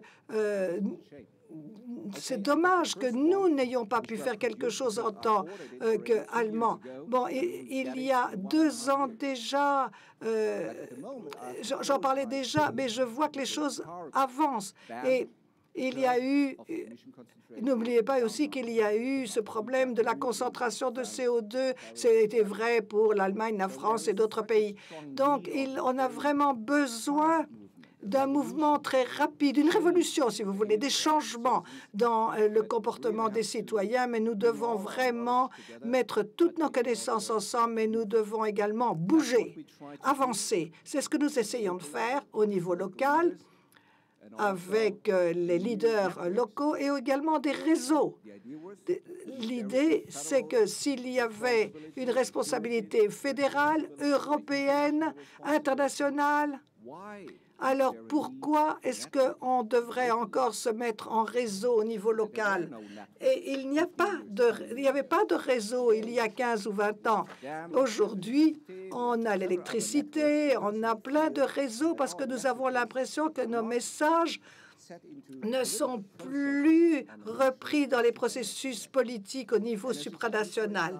Par exemple, l'électricité, c'est un réseau qui a été formé il y a 20 ans et je suis le président de cela depuis 10 ans, mais au niveau local, avant cela encore, j'étais maire et avant cela encore, je m'occupais d'écologie. Bon, j'ai une petite ville extraordinaire, très écologique, la perle de la connaissance. Donc, c'est le cerveau qui devrait mener nos discussions et nos politiques. Et si on fait ça, on doit utiliser ces connaissances et on peut avancer. Avec l'Energy City, nous pouvons mettre ensemble toute cette connaissance et nous pouvons paver notre chemin.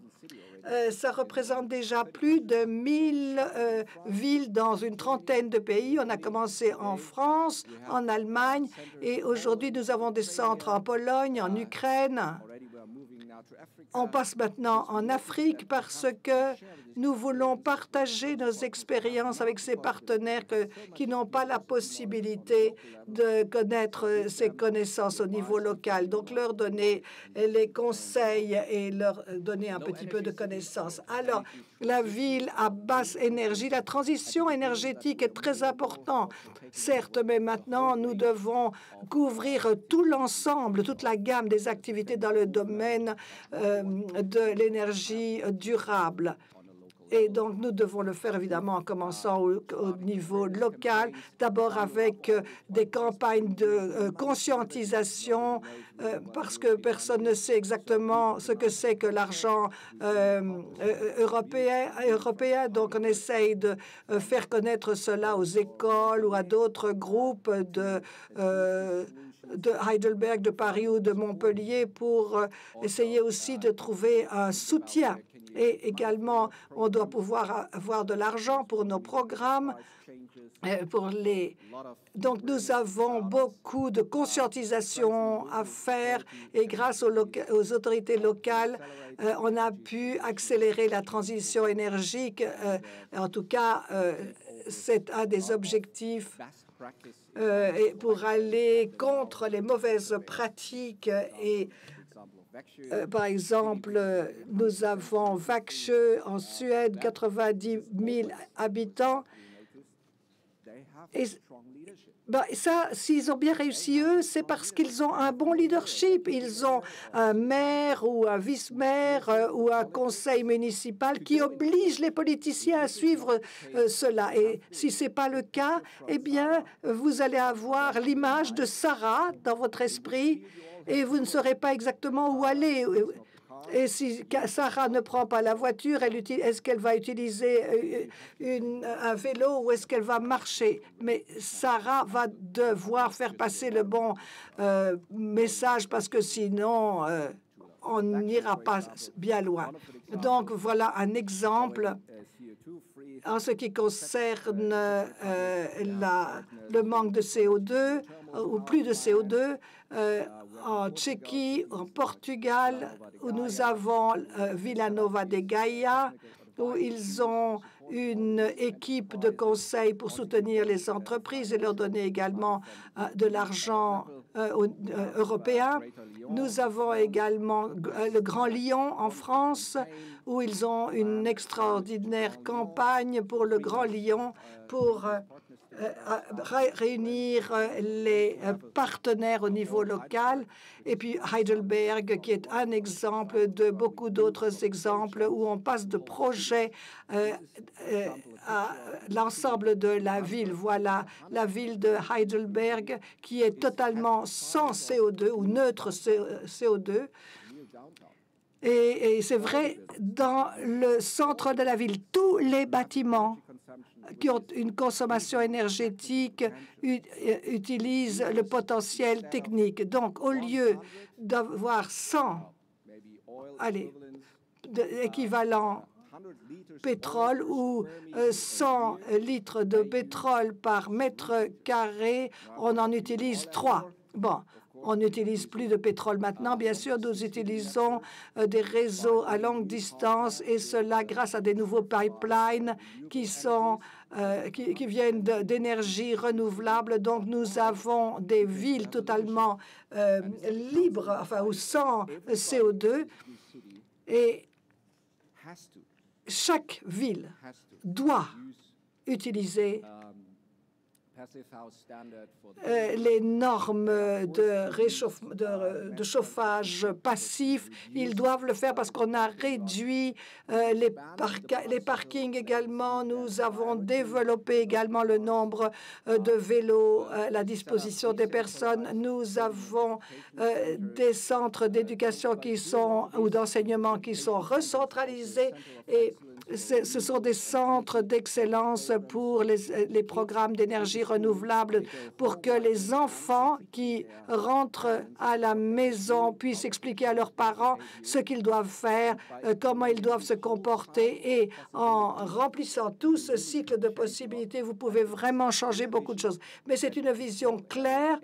C'est clair que dans cette zone, tout le monde doit participer et alors vous pouvez faire beaucoup sur la base d'une vision claire pour la ville et sur un rapport biannuel, nous pouvons avoir une véritable stratégie pour avoir une ville totalement neutre CO2.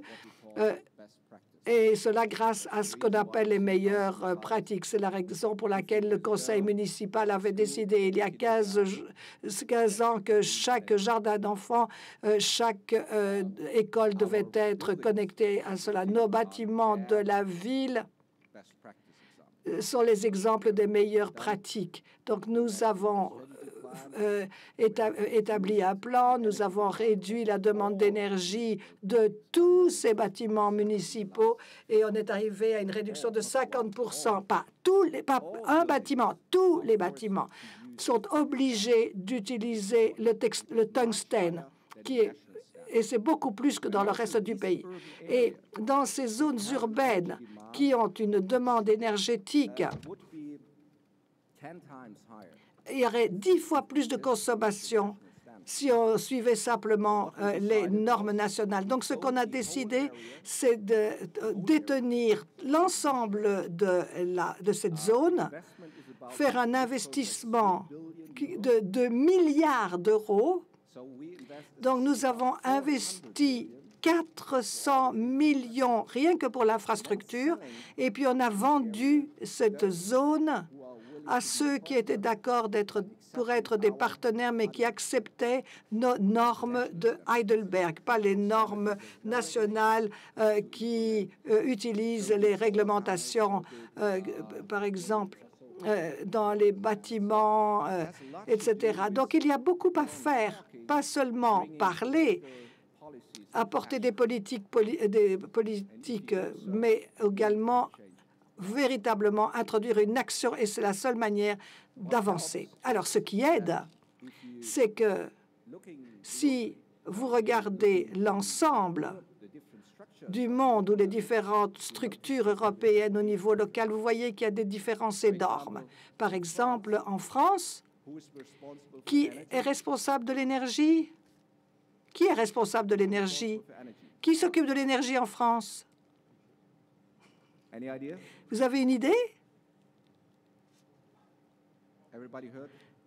Ben, vous avez bien entendu, c'est EDF. EDF, peut-être vous avez entendu parler d'EDF. En Allemagne, vous avez à peu près 700 EDF dont les propriétaires sont les villes, des sociétés énergétiques. Et pour moi, c'est vraiment toute une machine parce que je gagne 50 millions d'euros par an en vendant mon énergie. Mais je suis maire, je suis à la tête du conseil d'administration et c'est à moi de décider. Tous ceux qui ont de l'énergie ont ainsi pu avoir les meilleurs prix et en plus on les vend à des consommateurs. Pour la ville, c'est un peu plus haut. Nous achetons de l'énergie certifiée verte. Nous avons la capacité d'avoir de nouvelles centrales. Et c'est une décision qui a été prise par la ville ou par le maire. La même chose dans le domaine de la circulation routière. Est-ce que vous savez qui est responsable de ça chez vous? Et des parkings, les nouvelles lignes de tram?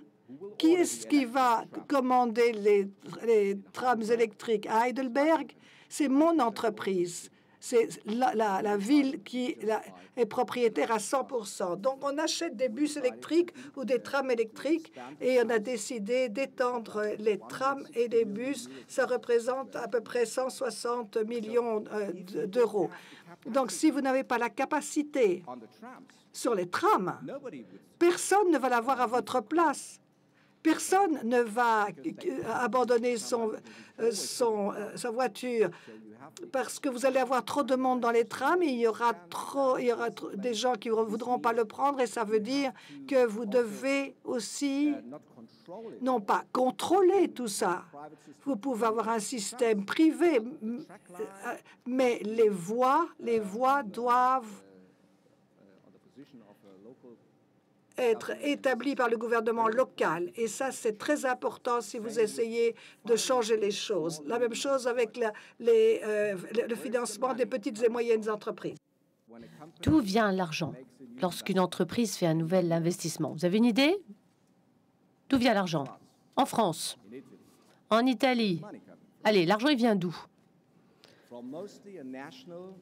La plupart du temps, des banques nationales ou supranationales ne sont pas intéressés à vous faire un prêt si vous ne présentez pas une rentabilité de plus de 5 à 6%. En Allemagne, nous avons plus de 1000 banques locales. 1000. Dans ma banque également, nous avons des banques locales. Et qui est le chef de la banque locale? Le maire.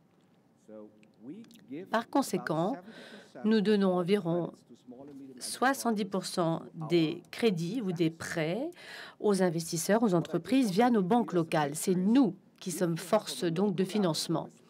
Donc si on a au niveau local, régional, la responsabilité envers les domaines vitaux, l'énergie, la circulation routière, etc., on peut tout changer la société. Si vous n'avez pas cette marge de manœuvre, alors il va falloir que vous discutiez, je dirais, de façon beaucoup plus difficile. C'est-à-dire que au lieu d'être à bord du paquebot, vous allez être dans un petit bateau à côté, vous allez avoir du mal à tenir le cap. Et vous continuerez à pédaler sans pouvoir rattraper le grand paquebot, etc. Donc, c'est important d'avoir ça. Souvent, eh bien, on se rend compte qu'on n'arrive pas aux objectifs. Heidelberg, c'est différent. Nous avons créé un réseau très large de coopération avec les PME. Nous, par exemple, nous conseillons les boulangers. Comment peuvent-ils mieux utiliser les sources d'énergie qu'ils utilisent pour leur production, etc. C'est valable pour toutes les autres entreprises. On a plus de une centaine d'entreprises qui travaillent en lien direct avec la communauté. Nous leur rendons des avis, nous leur donnons des conseils pour rendre leur commerce, leur entreprise plus durable. Aujourd'hui, eh bien, ils sont très heureux de travailler avec la ville. Pourquoi? Parce qu'ils peuvent économiser, faire des économies, gagner de l'argent. Ils ont la possibilité également de se voir allouer des facilités en matière de transport, des parkings, etc. Et les entreprises nous disent, ben, grâce à l'initiative de l'entreprise, on fait des économies en matière d'énergie, en matière de prix de parking pour les employés, pour les clients, etc. Donc, ça permet vraiment de maximiser les économies. Parlons maintenant du tissu économique. Les partenaires nous disent qu'il y a des retours sur investissement, des bénéfices à la clé, et ça fait changer la donne. Donc, si par exemple, Sarah veut aller donc en centre-ville, par exemple, eh bien, si elle souhaite utiliser sa voiture, eh bien, le prix du parking sera plus cher. Vous voyez, mettre en œuvre de nouvelles lignes de tram, pourquoi pas, en réduisant cependant les routes, pour que les gens soient plus enclins à utiliser le transport en commun. Si on fait ça, les choses vont changer. Tout d'un coup, tout va se métamorphoser. Je pense que c'est le mélange le plus important que je voulais émettre aujourd'hui. C'est ce que notre ville fait. Et voilà ce que nous avons fait. Je voulais vous expliquer comment nous avons mis en œuvre ces plans. À l'heure actuelle, nous avons plus de 6000 villes qui travaillent avec nous en collaboration pour mettre en œuvre ce qu'on appelle ce plan d'action d'énergie durable. Ce sont des villes que l'on trouve en Europe et grâce à ces initiatives, on peut changer les choses de manière très importante en coopération avec le gouvernement, mais sans dépendre du gouvernement, c'est-à-dire faire ce que les citoyens souhaitent que nous fassions au niveau local. Merci. Venez. Comment?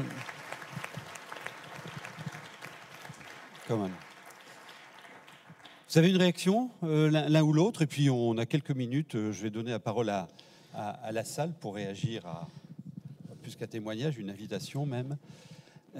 Et ensuite, on débriefera. C'est super. On a l'impression que c'est simple. Hein. Ben, oui. ça déroule ça. Mais on a l'impression aussi que notre maire, qui doit être un grand démocrate, il a la maîtrise de tout. Hein. Mais les choses avancent et on voit que, y compris, il a réglé le problème qui était dans la discussion de tout à l'heure sur le droit à l'expérimentation, l'obstacle à la réglementation. Et ça permet d'en dire deux mots. J'avais déjà dit deux mots l'année dernière.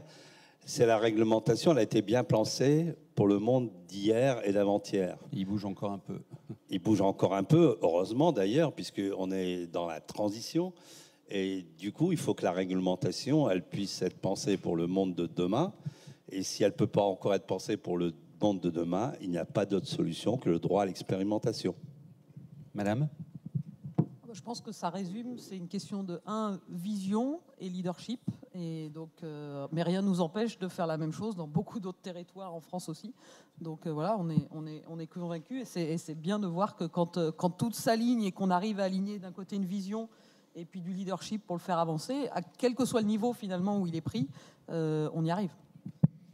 Tiens, je ne vous l'ai pas rappelé, mais vous savez tous qu'il y a le hashtag là, qui est sur la scène, il est rappelé là-haut, et c'est Romain qui anime tout ça sur les réseaux sociaux. Vous nous direz tout à l'heure comment ça a buzzé, cette séance. On prend 2-3 minutes pour vous donner la parole, vous faire réagir dans la salle. J'espère que j'aurai plus de succès que Maire d'Heidelberg. Hein? Alors, je ne vais pas vous donner la parole tout de suite, Philippe. On va attendre un peu. Bon. Ah, monsieur. Oui, donc moi, ma question s'adressera au maire de la ville allemande. Là, j'ai l'impression, si j'ai bien compris, il y a une phase test sur 5000 habitants, sur ce nouvel écoquartier. Est-ce que, par la suite, progressivement, dans une échelle et dans le temps, vous comptez, si vous êtes réélu, bien sûr, poursuivre cette dynamique sur l'ensemble de la ville? Oui, monsieur.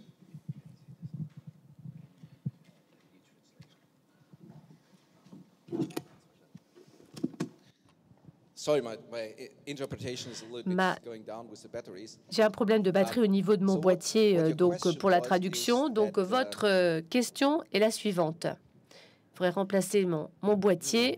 C'est un ami. Il en avait un, en fait. Ouais. Ah, il ne fonctionnait pas. D'accord. OK. Can you repeat? Alors, répète. Oui, donc ma question était la suivante.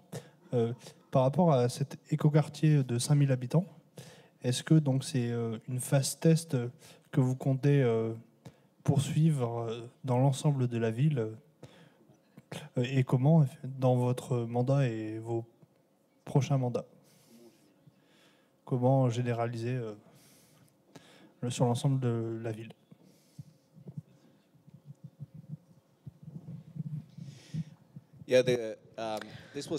Alors ça, c'était uniquement un exemple d'une nouvelle zone, quartier en développement. Toutes les connaissances que nous avons sont mises en œuvre dans ce quartier nouveau. La ville est construite d'ores et déjà, et cette ville est un objectif qui concentre tous nos efforts. Nous avons un système de financement pour la rénovation des vieux bâtiments de Heidelberg, de la vieille ville d'Heidelberg. C'est un programme de rénovation, donc 5 € par tête, par habitant. C'est ce que nous faisons tous les ans pour notre ville. Il s'agit donc d'un système de financement pour essayer d'accroître la rénovation des bâtiments, avoir un système également d'alimentation en énergie beaucoup plus durable. Nous avons également un système de financement pour la mise en œuvre d'un tramway, également la restriction au trafic routier dans la vieille ville de Heidelberg, avec des interdictions de circuler, pas dans les banlieues évidemment, mais au cœur de la ville, de la vieille ville. Vous avez tout à fait raison. Ces connaissances devraient être étendues à tous les domaines, à tous les quartiers. Pas uniquement utilisées pour certains quartiers, mais partout. On devrait avoir une vision invasive des choses, intégrée. Et pour l'instant, nous n'y sommes pas encore parvenus, mais c'est en cours. Ça va?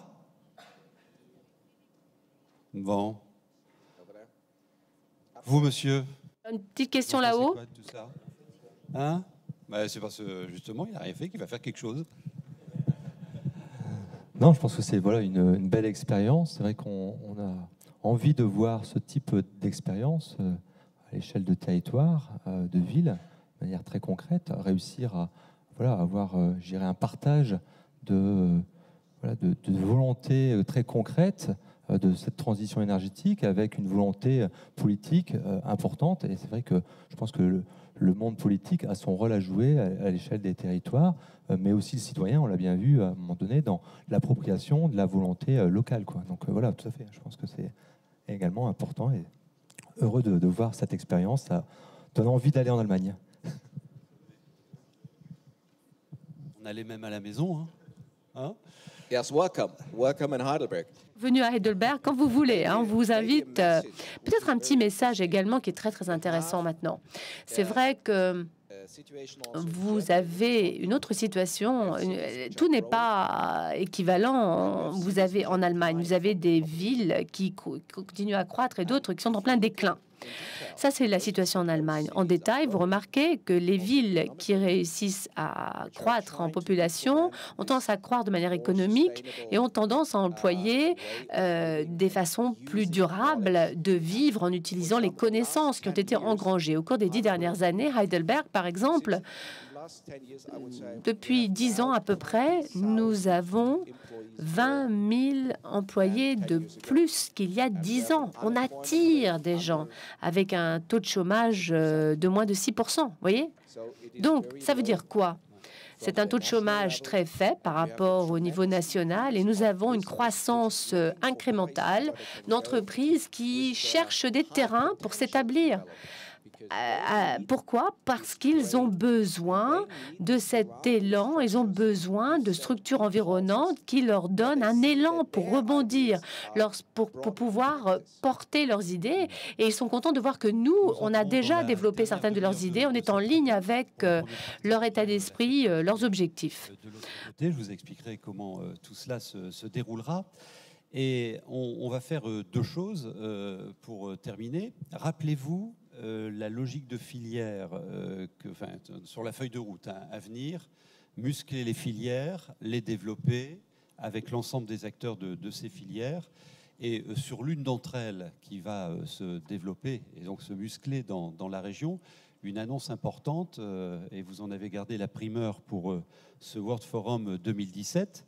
Alors, toutes les annonces importantes sont solennelles, donc je vais vous demander d'aller au pupitre quelques minutes, Bruno Echevin, et ensuite, avec vous, on débriefe et on conclut. Je pense que ce serait bien que vous nous rejoigniez, Président Vasseur, parce qu'on conclura aussi avec vous, bien sûr. Venez. Oui, donc comme ça vient d'être dit, j'ai le plaisir de faire une annonce, une belle annonce, je crois, celle de l'attribution du futur technocentre de la méthanisation en région Hauts-de-France, d'autant que c'est une première en France. Je souhaiterais tout d'abord, bien évidemment, remercier Xavier Bertrand et cher Philippe Vasseur, qui m'ont fait tout simplement le grand honneur de m'inviter à présider le jury d'attribution. On s'est réunis ce matin sur l'attribution de ce technocentre. Bien sûr, l'ensemble du jury avait déjà eu l'occasion de travailler auparavant.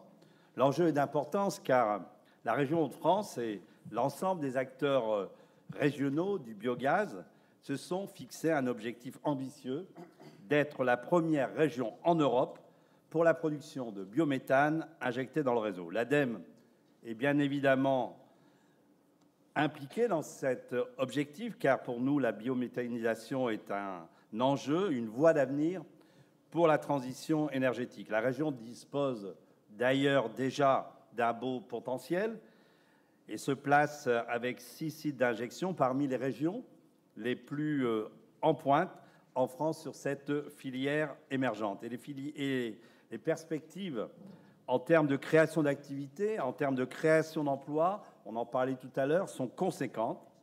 En 2050, même si c'est pour plutôt après-demain, on estime que l'atteinte des objectifs régionaux en termes de développement de la méthanisation permettrait de multiplier par 16 le nombre d'emplois de cette filière en région Hauts-de-France.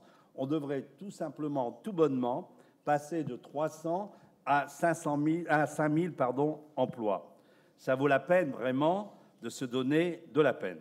La création d'un technocentre régional constitue donc, vous l'avez compris, un enjeu primordial pour développer la filière qui est déjà engagée via le cluster d'entreprises Méthania et optimiser ainsi les retombées pour le territoire régional.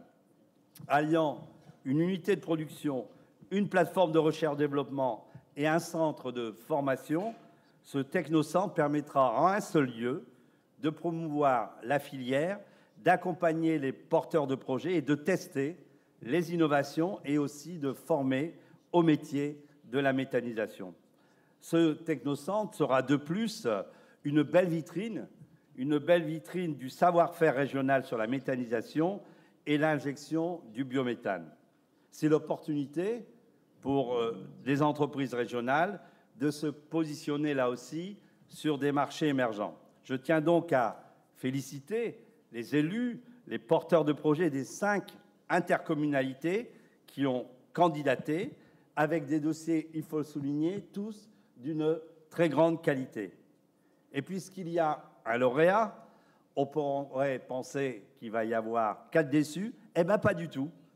Parce que c'est l'ensemble des territoires de la région, les 5 candidats, mais aussi tous les autres, qui pourront être gagnants, puisque c'est toute la région qui devrait être gagnant avec la mise en place de cette plateforme.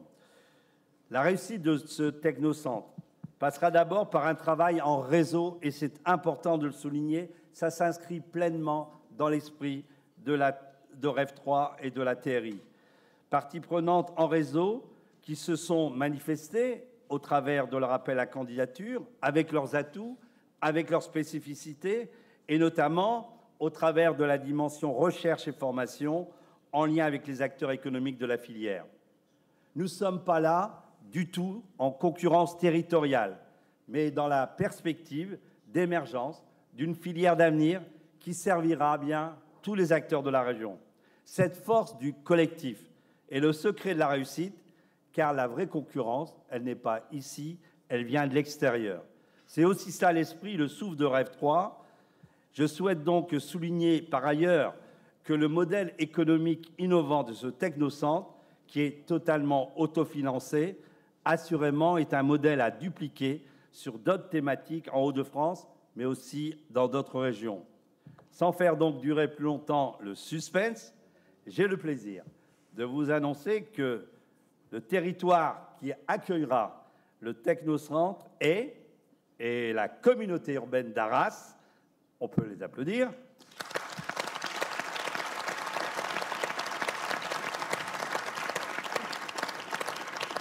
On n'a pas de doute, on peut compter sur sa capacité pour transformer l'essai en développant les synergies nécessaires.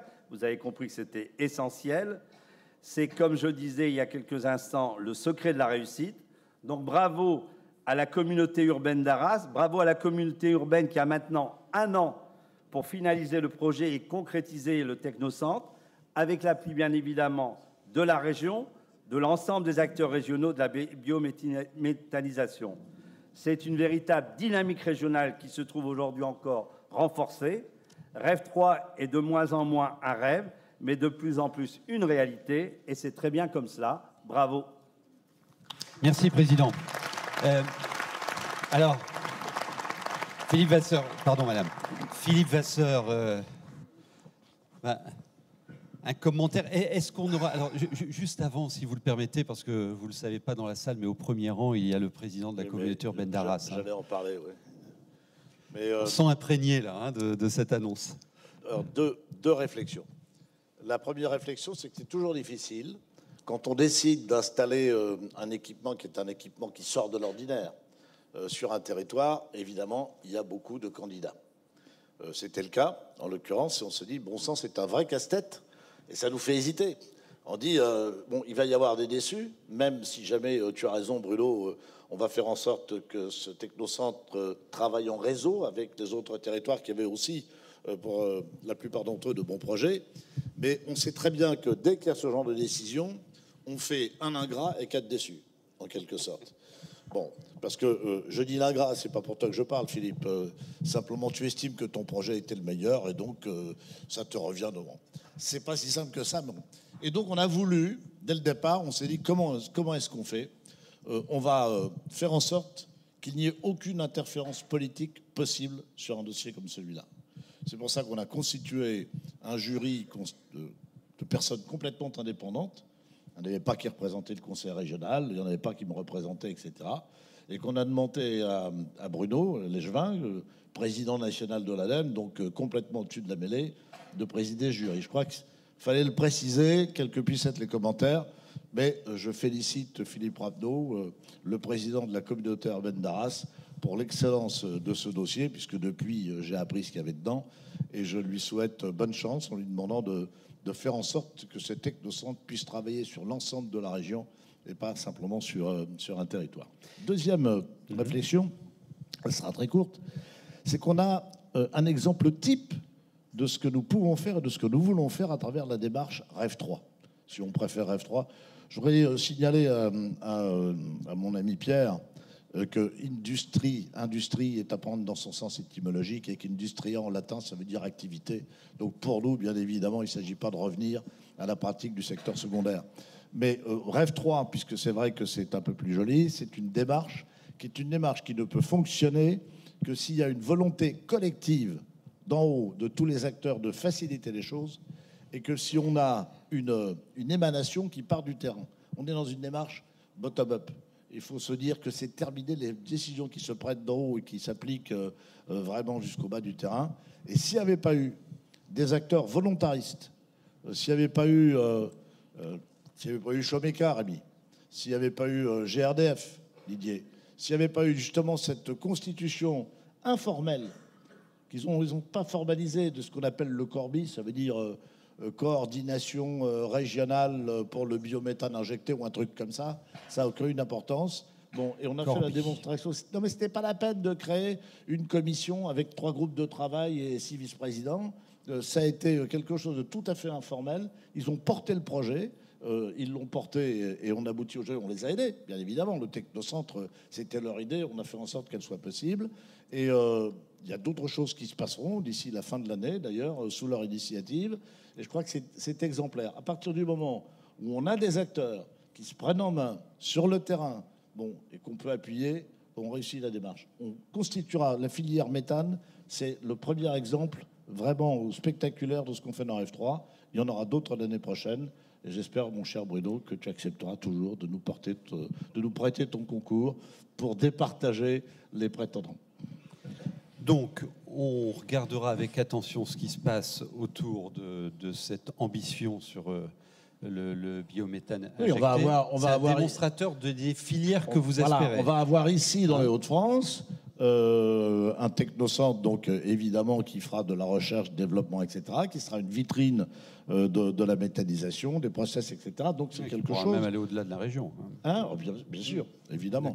D'accord. On viendra de loin jusqu'à Arras pour visiter cet équipement nouveau. Je remercie aussi Xavier Bertrand qui a bien voulu accepter, il nous a écoutés et qui, quand on est allé lui proposer ça, nous a dit qu'il fallait le faire. Voilà, moi j'aime bien cette démarche collective, quoi. Hein, donc, où chacun a joué son rôle. Et l'intelligence collective. Et voilà, l'intelligence collective. L'intelligence collective. Voilà. Alors bon, vous êtes fort, hein, parce que merci d'avoir. Alors, je voudrais juste préciser une chose. Alors, évidemment, ça va faire sourire notre ami allemand, parce que l'Allemagne est très en avance dans le domaine de la biométhanisation. Et je rappelle, quelquefois, on me demande, mais comment se fait-il, la France était le premier pays producteur de lait, comment se fait-il qu'on soit dépassé par des Allemands qui parviennent à vendre le lait moins cher que nous? Il y a 2 raisons. La première, on ne va pas la dire, parce qu'elle fâche, c'est qu'en général, les tailles d'exploitation sont supérieures. Et la deuxième, c'est que l'Allemagne et les agriculteurs allemands sont rentrés depuis longtemps dans un processus de méthanisation qui fait en sorte que la solidité financière des exploitations est meilleure que la nôtre. Et donc, on va s'inspirer de l'exemple allemand et on espère que la concurrence sera une compétition tout à fait amicale. C'est un ancien ministre de l'Agriculture qui parle. Hein. Alors, pour conclure, une question à chacun et une question commune. Bruno Legevin, d'ailleurs, sur le sujet méthanisation, ça fait plus de 10 ans que l'ADEME a commencé à animer le débat pour passer à l'action. Et effectivement, les premiers benchmarks ont été faits en Allemagne. Première question à Bruno Legevin. Donc, votre boulot, vous nous l'avez dit tout à l'heure, c'est d'accompagner ces dynamiques sur les territoires. En termes d'accélérateur pour cette région qui a lancé REF 3, qu'est-ce que vous proposez? Comment allez-vous accompagner demain? Comme je disais, depuis le début, on est en soutien, en accompagnement, parce qu'on est tout simplement dans notre rôle. On l'est notamment en apportant notre expertise, nos réflexions prospectives qu'on fait au niveau national, notamment les scénarios 2030-2050 qui ont aussi inspiré la dynamique REF 3, même si elle est évidemment régionalisée. Au passage, petite pub, ces scénarios, on les a actualisés. Et demain matin, on va les présenter l'actualisation, d'accord. On va présenter l'actualisation de ces scénarios qui commençaient déjà un peu à dater et normalement, on devrait en entendre parler. Plus récemment, on a piloté avec la région, avec la CCI régionale, les services de l'État, le commissariat spécial à la revitalisation, des études complémentaires parce qu'il fallait étendre la démarche à l'ex-Picardie. Et pour moi, Rêve 3, c'est une bonne occasion de construire la grande région de demain qui est... Ça peut être un socle de construction aussi. Et oui, parce que ça doit être fédérateur. Et si c'est pas fédérateur, il n'y aura pas de grande région. Et ça se fait pas parce que c'est déclenché d'un point de vue législatif. Ça va de là au-delà. Et donc, on a fait des études complémentaires pour étendre cette démarche de l'expert Picardie. Et d'ailleurs, on voit qu'au travers de la réactualisation et la revalorisation des scénarios, que ces études peuvent nous permettre, et c'est important, de mieux quantifier les gisements d'emplois locaux qui seront générés par la TRI. Et on voit, même si j'ai entendu ce que tu as dit tout à l'heure, on n'est pas des statisticiens, mais on sait que l'émergence de nouvelles filières auront un impact sur l'emploi. Et je sais que le président de la région est tout à fait attentif à ces questions. On sait très bien que, en termes d'emploi, l'Observatoire français de la conjoncture économique a évalué que nos scénarios de transition énergétique a un gain de 3 à 4 points de PIB et près d'1 million d'emplois d'ici 2050. Alors évidemment, quand on parle d'emploi, tu l'as dit tout à l'heure, il y a des emplois perdus, il y a des emplois gagnés, et ce qui compte, c'est les emplois nets. Du coup, évidemment, là, on parle bien des emplois nets, mais à chaque fois, ça veut dire qu'il faut accompagner les destructions d'emplois, les transferts d'emplois, ce qu'on appelle les transitions professionnelles, et on doit avoir une attention tout à fait particulière à la fois aux métiers émergents, aux filières qu'il va nous falloir doter en compétences, mais aussi et surtout permettre d'avoir un regard spécifique sur les emplois qui sont plus vulnérables. Je sais ici que les acteurs de la région sont très sensibles à ce sujet, je le disais, et on en a une belle illustration au travers justement du technocentre régional de la méthanisation, qui va être mis en place à Arras, puisqu'on a un objectif en 2050 de 800 installations avec la perspective de 5000 emplois. Et vos études montrent que sur les Hauts-de-France, ces différentes filières lancées par Rêve 3 pourront équilibrer destruction d'emplois et création sur les métiers en ralentissement et création de nouveaux emplois. Ça, c'est une info importante. Et tout à l'heure, on avait pas une polémique, un petit bout de controverse sur la question d'industrie. Moi, je suis convaincu que la transition énergétique et écologique, c'est non seulement l'émergence d'un nouveau modèle, mais c'est aussi l'émergence d'une réindustrialisation, de recréation de l'économie, de la recréation de valeur et d'emplois, et d'une forme de relocalisation avec des emplois pérennes. Donc, c'est pas un gros mot, c'est pas un mot d'écolo.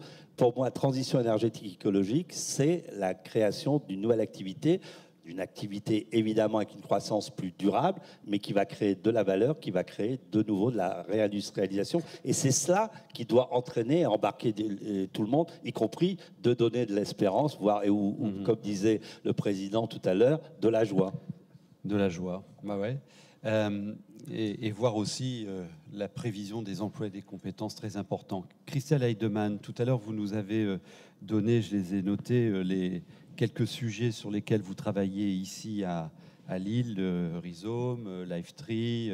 Vous bossez sur la Cato 1, l'immeuble de Sciences Po. Et puis on voit que ça sort, vous l'avez bien démontré, des immeubles, ça irrigue dans les quartiers. Vous êtes un groupe mondial. Qu'est-ce que vous voyez? On aime bien le ici et le ailleurs, World Forum.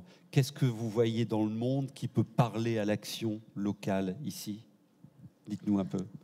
Nous, on est un acteur global et les technologies qu'on développe et pour lesquelles on innove tous les jours, elles ont vocation à être globales. C'est le rôle d'un industriel. Donc c'est amener finalement les meilleures technologies. Et il se trouve que nos centres de R&D sont à Grenoble, donc en France, sur notre cœur de métier qui est vraiment la gestion de l'énergie. Et ces technologies, évidemment, alors on travaille en réseau avec des gros centres de R&D aussi aux États-Unis, en Asie, mais on voit bien que c'est l'articulation entre le global, qui est évidemment une de nos forces, puisqu'après avoir, on a une supply chain qui est mondiale. Cependant, c'est l'articulation avec le local qui va finalement arriver au bénéfice final. Et c'est l'historique de Schneider Electric, c'est-à-dire que la filière électrique, les électriciens aujourd'hui, quand on travaille en Afrique sur des projets d'accès à l'énergie, notre mission, c'est de former des électriciens, parce que pour que les technologies soient déployées, nos technologies, on forme des filières, on forme des métiers.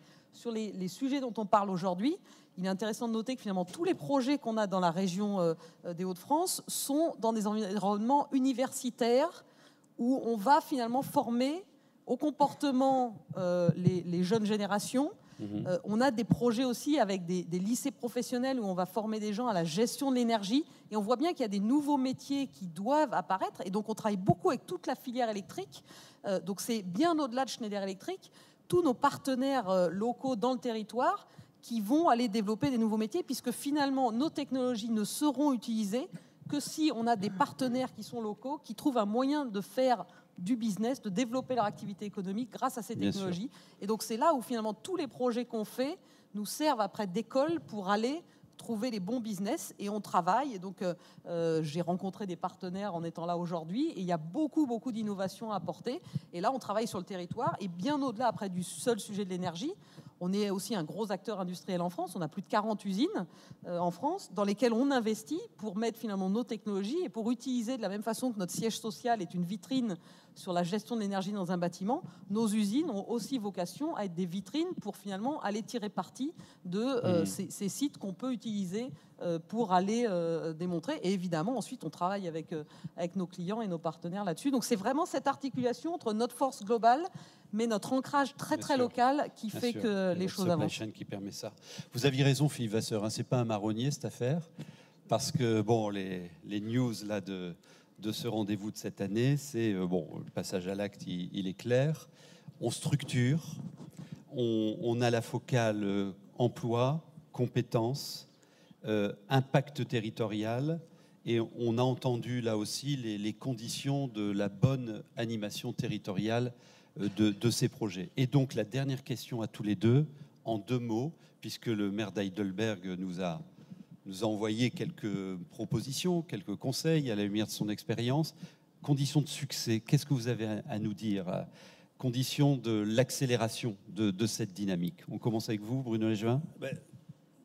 Poursuivre la joie déjà. Donc. Poursuivre la dynamique, elle est particulièrement remarquable dans REV 3. C'est une démarche qui a été initiée, impulsée. Ça a été rappelé par les acteurs politiques, les acteurs économiques qui ont pris leur destin en main pour décider de s'inventer un futur. Moi, j'ai pas envie de dire beaucoup plus de choses qui ont déjà été dites, de dire que c'est pas qu'un rêve de gens de la grande région des Hauts-de-France, puisqu'il y en a d'autres qui le vivent, ce rêve ailleurs, et le témoignage de notre ami d'Heidelberg nous l'a montré. J'aimerais juste, pour terminer, dire et faire savoir que le choix que vous avez fait, même si c'est pas toujours simple, même si tout n'est pas rose, de mettre à profit, ça a été dit encore il y a 2 secondes, l'intelligence collective au profit de l'intérêt général, de penser toujours travailler en réseau et jamais en concurrence, parce que quand on est en concurrence sur son propre territoire, on perd, de considérer que la TRI, que REV 3 sont des biens communs, des biens d'intérêt général, et donc ça n'appartient à personne, ça appartient à tous, à chacun, et on a juste envie de le partager, de le faire partager. Tant qu'il y aura cet esprit, on va y arriver. Et donc, bravo. Merci, Madame Heidemann. Vous avez une faute. Ça vous va ou hein? Il est content. On voit bien que sur tous ces sujets-là, nous, on est convaincus que voir et toucher, c'est convaincre. Et on voit bien qu'on a beaucoup de projets. Et c'est à partir de là, j'ai pas un exemple de clients, de partenaires, de politiques, d'associations qui soient venus visiter un site dans lequel on montre que les choses, c'est factuel, on l'a fait, on ne parle pas de choses qui sont insurmontables. Donc c'est une question après de leadership, effectivement. Mais chaque fois que les gens voient du concret, se disent, mais finalement, pourquoi pas moi? Et donc c'est la meilleure façon de faire avancer les choses. Voir et toucher, c'est convaincre. Moi, j'adore. Ouais. Hein? J'aurais retenu vraiment 2 choses. Voir et toucher, c'est convaincre. On est tout à fait d'accord, c'est en démontrant qu'on arrive à convaincre. Et REV 3 n'appartient à personne, mais à tout le monde. Ça, c'est vraiment important. Ouais. Notez. Hein. Alors, juste avant... mais juste avant, je peux emprunter? Je voudrais donner la parole à Romain quelques instants, parce que lui, pendant ces 1h trois quarts qu'on a passé ensemble, il a animé tout ça sur les réseaux sociaux. Alors, qu'est-ce qui s'est passé? Qu'est-ce qui s'est dit? Quelles ont été les contributions? Par rapport déjà aux chiffres de ce que tu avais donné l'audience hier, ça se continue, la tendance s'affirme, à savoir qu'on a doublé le nombre de personnes qui ont interagi sur le hashtag aujourd'hui, donc merci de votre participation, même si vous n'êtes pas dans la salle. Et ensuite, l'annonce du Technocentre a été reprise par de nombreux partenaires. C'est l'info du jour, quoi. Voilà. Ouais, ça buzz déjà, là, je le vois. Très bien. Ouais, ouais. Enfin bon, vous voyez rien, donc. Là, non, je pensais qu'il était diffusé. Non, c'est juste entre nous. C'est quoi le... Non, mais sur... il y a des community managers efficaces dans les territoires ici. Hein. On voit un peu partout, là. Non, que dire de plus? Si, que Bicorp, hier, a fait forte impression, mais ça, c'était des retours d'hier, ça continue à discuter là-dessus. Merci, Romain. À propos de Bicorp, tenez, Président, on va faire un petit cadeau à nos 3 intervenants. C'est la gourde Bicorp. C'est fort, non? Voilà.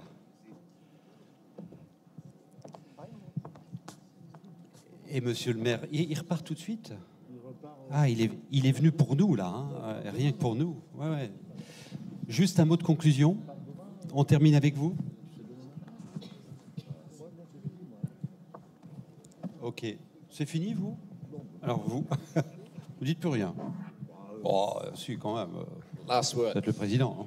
Yeah, I think it's a Le dernier mot, je pense qu'il s'agit pour moi d'une très grande expérience et on s'amuse en travaillant. Si vous donnez au niveau régional, au niveau local du pouvoir, eh bien, vous allez voir qu'il y a une grande différence qui va s'accomplir. Le marché va être décentralisé, d'accord, mais il est déjà décentralisé. Le marché, ça se passe au local.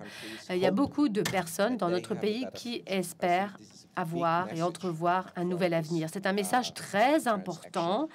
Cette transition est importante et j'espère que cet espoir sera relayé au niveau des cercles politiques et de nos institutions. De cette première partie, alors je vous donnerai le mode d'emploi de la deuxième qui va nous rassembler à la CCI. Philippe, avant. Alors, juste pour dire que les services de la communauté urbaine d'Arras fonctionnent bien parce qu'ils viennent d'inonder les réseaux sociaux. Ça, c'est la première chose. La deuxième, plus importante, je remercie nos 3 intervenants de très haut niveau qui ont participé donc à cette séance qui, pour nous, est importante puisqu'elle est en quelque sorte fédératrice de Rêve 3. Et puis, la troisième chose que je voudrais vous dire, c'est qu'on vous attend donc à la Chambre de commerce et d'industrie où on prolonge la soirée en faisant, disons, ce qu'on appelle en français du networking, c'est-à-dire du réseau entre nous. Et puis, rassurez-vous, il y a à boire, il y a à manger, il y a même de la bière, et de la bière de la région. Ouais, on est dans les Hauts-de-France quand même. Alors, à l'entrée de la CCI, on va vous remettre une petite fiche avec une proposition de 3 rendez-vous de 20 minutes chacun pour aller à la découverte de projets de ce territoire et échanger bien évidemment avec les porteurs de ce projet. Et toutes les 20 minutes, on le fera 3 fois, on tournera et en même temps, comme le disait le président Vasseur, il y aura aussi à boire et à manger. C'est juste un moment de partage. Oui ?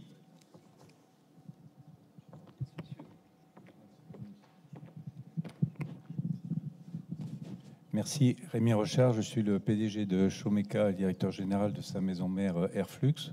Nous avons la chance de pouvoir rebondir effectivement sur cette révolution industrielle, ce projet Rêve 3. Je voudrais souligner un sujet en rebondissant sur les propos de monsieur, qu'il est nécessaire prise en main localement des enjeux. Juste pour vous donner une idée, en matière de formation et de recrutement, nous cherchons désespérément aujourd'hui 90 personnes dans le domaine des bureaux d'études mécaniques, électriques, des techniciens de maintenance, et on ne les trouve pas. Donc c'est là très clairement la conclusion d'un échec une politique d'éducation très centralisée qu'on ferait bien de doper par des initiatives régionales. Et donc, des clusters comme votre technocentre intégrera cette préoccupation emploi et compétences, par exemple. Merci, monsieur. Il y en a une autre là pour la route, non? Ça va?